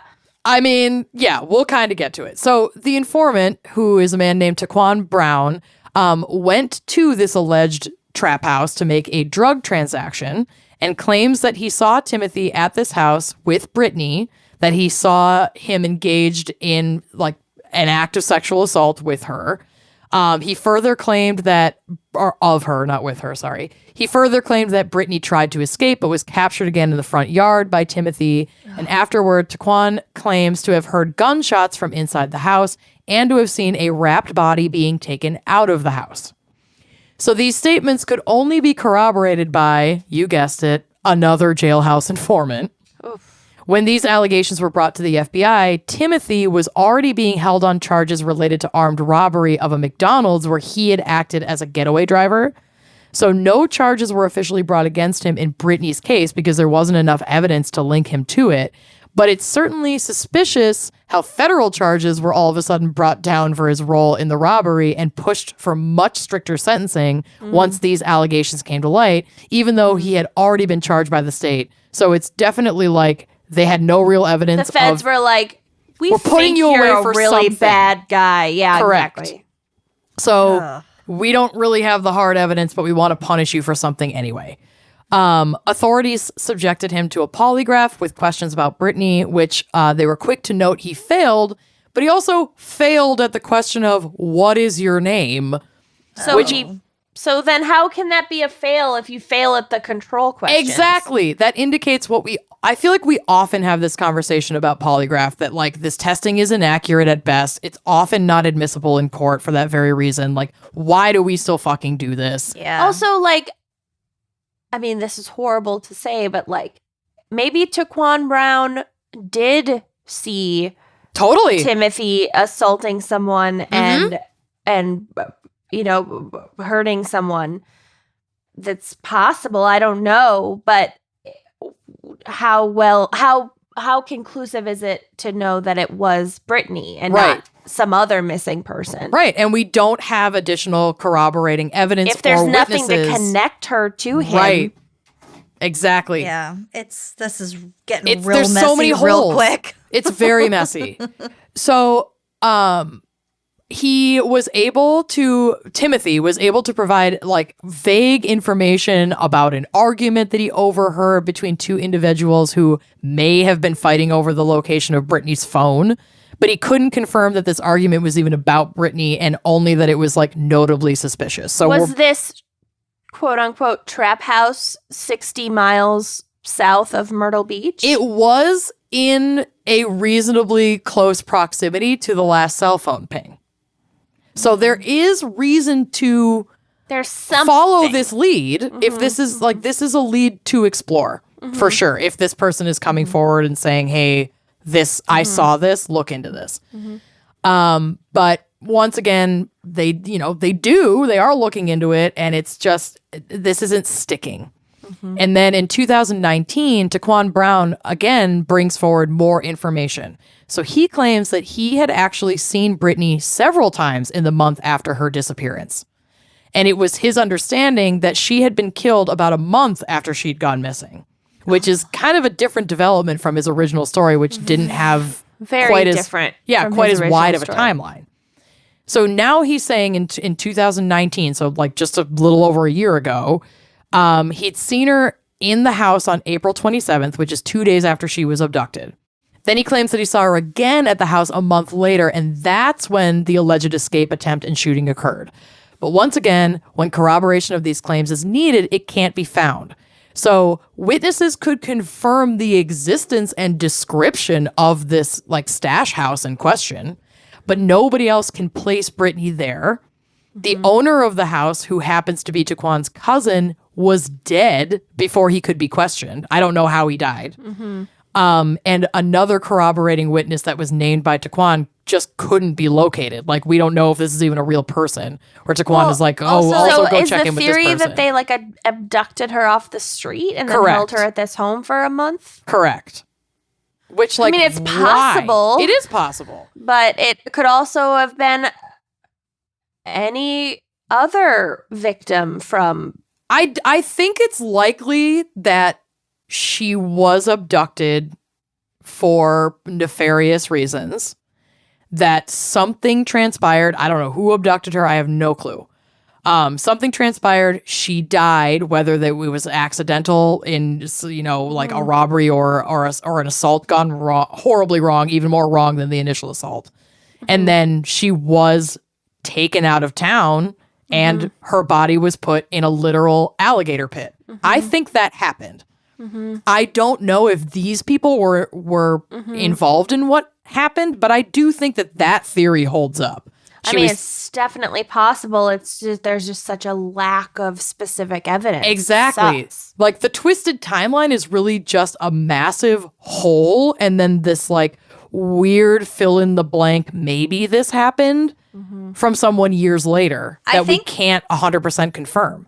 I think that people are abducted, kidnapped, whatever, like all sorts of people for really stupid, casual reasons with really no rhyme or reason for a variety of different purposes. She probably just it sounds like she found herself at the wrong place, the wrong time, and whatever.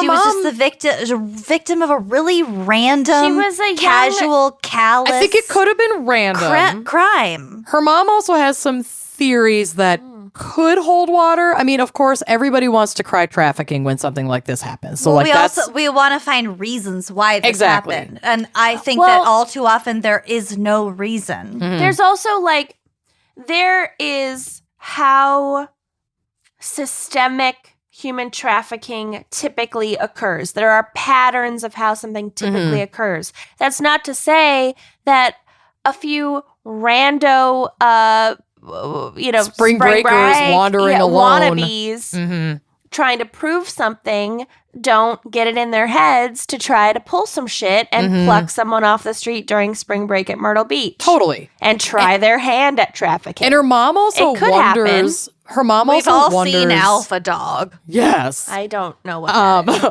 Her mom also wonders if she was lured down there with the promise of like a modeling gig, because she was like doing some very low level, like 17-year-old girl from Rochester, New York kind of modeling, where it's like local glamour shots kind of stuff. Right. And her mom, obviously looking back and your daughter is missing and you're over analyzing every argument you had before your kid takes off to go on a spring break trip that you didn't approve. And her mom is like, she was so adamant about going down there. I'm convinced that somebody was luring her down there, right?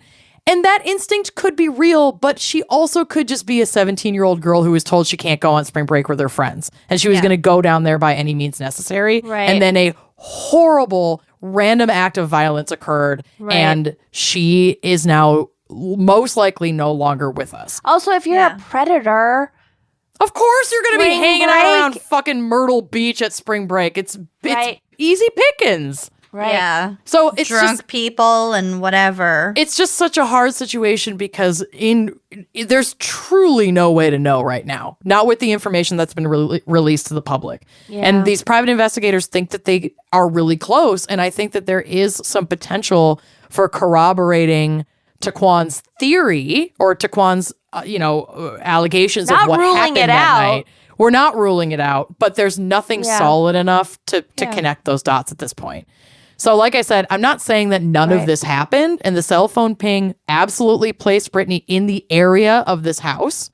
And the community, I can't off the top of my head remember the name of it, but it's very small, and everyone in that area knows each other, and they have been like kind of probed and interviewed by not only investigators but also press, and they're very, very private. They're like, this is painting such a shitty picture of this like small town in South Carolina, and we don't want to be seen this way, and we're not talking. Well, also, tourism and spring break is a huge part of their economy. Right. And having a spring breaker disappear. Not this specific town 60 miles away. That's not really what they're concerned about. But mostly what I saw in articles was like, when we tried to reach out to the community, they don't want to talk to us because they don't want this community painted in the press as like where this trap house is and where this could have happened, and that's just not what they where all want. these awful crimes occurred. I live in like the nicest neighborhood in Louisville, and there's 1,000% a trap house down the block from my house. Being in a nice, small, quiet community does not completely omit like crime from happening. I'm sure there are quote unquote trap houses all the fuck over the place, fucking everywhere. Right. That's not the point, but I think that to Amanda's point, it's a small community. It's probably a tight-knit community. Everybody knows everybody else, and they don't want all of this attention. Yeah, I only bring it up because it's like national press saying like, "Oh, this is where they drag poor and gang rape young girls, gang rape them, and then their bodies are never found again." Like, that's as not a the image result, that they want for their community. And that creates a barrier to the investigation. Like, we can't force them to talk about shit they don't want to talk about, but there's probably someone in that community, if this happened here, someone knows something, and they're not talking about it. Exactly. So and I also just want to say, the not negative to like image. Be too much of a ma'am, #ma'am, but like such a ma'am. Because we've done similar shit. We have. But now that I'm on the other side of 30, I'm identifying much more with the ma'am. and way too tired for Myrtle Beach. So that's where this is coming from. And like, even if you have really overbearing, strict parents and it sucks, and I know, and I've lived it, it's tough. It really is. And it's not fair. And boo-hoo, and you want to hang out with your friends. I get it. But like, some adult who cares about you should know where your you whereabouts. Are. Yeah. Coming from the bitch who got to go to Warp Tour. And who lied to her mom and said that she was hanging out at Amanda's house and went to the Newfound Glory concert and got totally busted. That shit. We've all pulled it. But I was at least within in a the 20-minute drive. Right. I was literally never able to pull that shit. No, and this is not. This is a teens being teens. Like, we're not going to victim blame Brittany in any way, shape, or form. Of course not. No, and if God forbid someone under 18 is listening, all we're saying is someone's got to know. An adult has to know where you are. At least it if you're gonna leave the state, text your cool aunt. Yes, for fuck's sake. Exactly. Text me. Text your cool aunt. Text your godmother. Yes. Hey, fairy godmother, Chris. Yeah. Just someone needs to know where you are. Exactly. Just in case the absolute worst happens. Yeah. Yeah. So, I mean, the bottom line in this case is that we don't have enough corroborated evidence to assume that this information given by Taquan Brown is fact. More witnesses do need to come forward. I am confident that somebody knows something. Like, she was abducted or willingly got into a vehicle, we don't know, from a high-traffic spring break destination and taken 60 miles outside of town in the vicinity of a small, tight-knit community where everybody knows their neighbors. Like, someone out there who's not just the jailhouse informant or the murderer can corroborate this. I truly believe that that's true. Yeah. And we need more witnesses to come forward. We need more physical evidence to be recovered, ideally both. And now it's well over 10 years later. Dawn is still waiting for answers in the case of her missing daughter. This PI, Stephen Pickering, has followed up with the FBI in an attempt to support their investigation with the information and evidence that he gathered. It's unclear as to whether they accepted this information or have accepted this evidence. I don't know. This case is still active and open. There's a $25,000 reward to anyone who can provide information on this case. And if you have any information that leads to an arrest, like, do it. Get your reward, friend. Really? But call the FBI. So there is a tip line that is 1-800-CALL-FBI. You literally can't forget it. And that's the line they want you to call if there's anything that you know Super about creative. Yeah. But highly memorable. poor little Brittany. Well, thank you. Well done. Bonkers. And There was so much that we could have gone into, but that now could we're be like already a at- whole podcast of its own, like Yeah. with multiple seasons. Exactly. And Titled is. Spring Break. Yeah. Yep. So I've thank exhausted. you. I've overstayed my welcome on this case. Thank you to our fan pickers, Erica and Caitlin. Mm-hmm. And text your cool aunt. And thank you for tuning in. Yes. Yes, we will see you next week. Bye-bye. Spring break.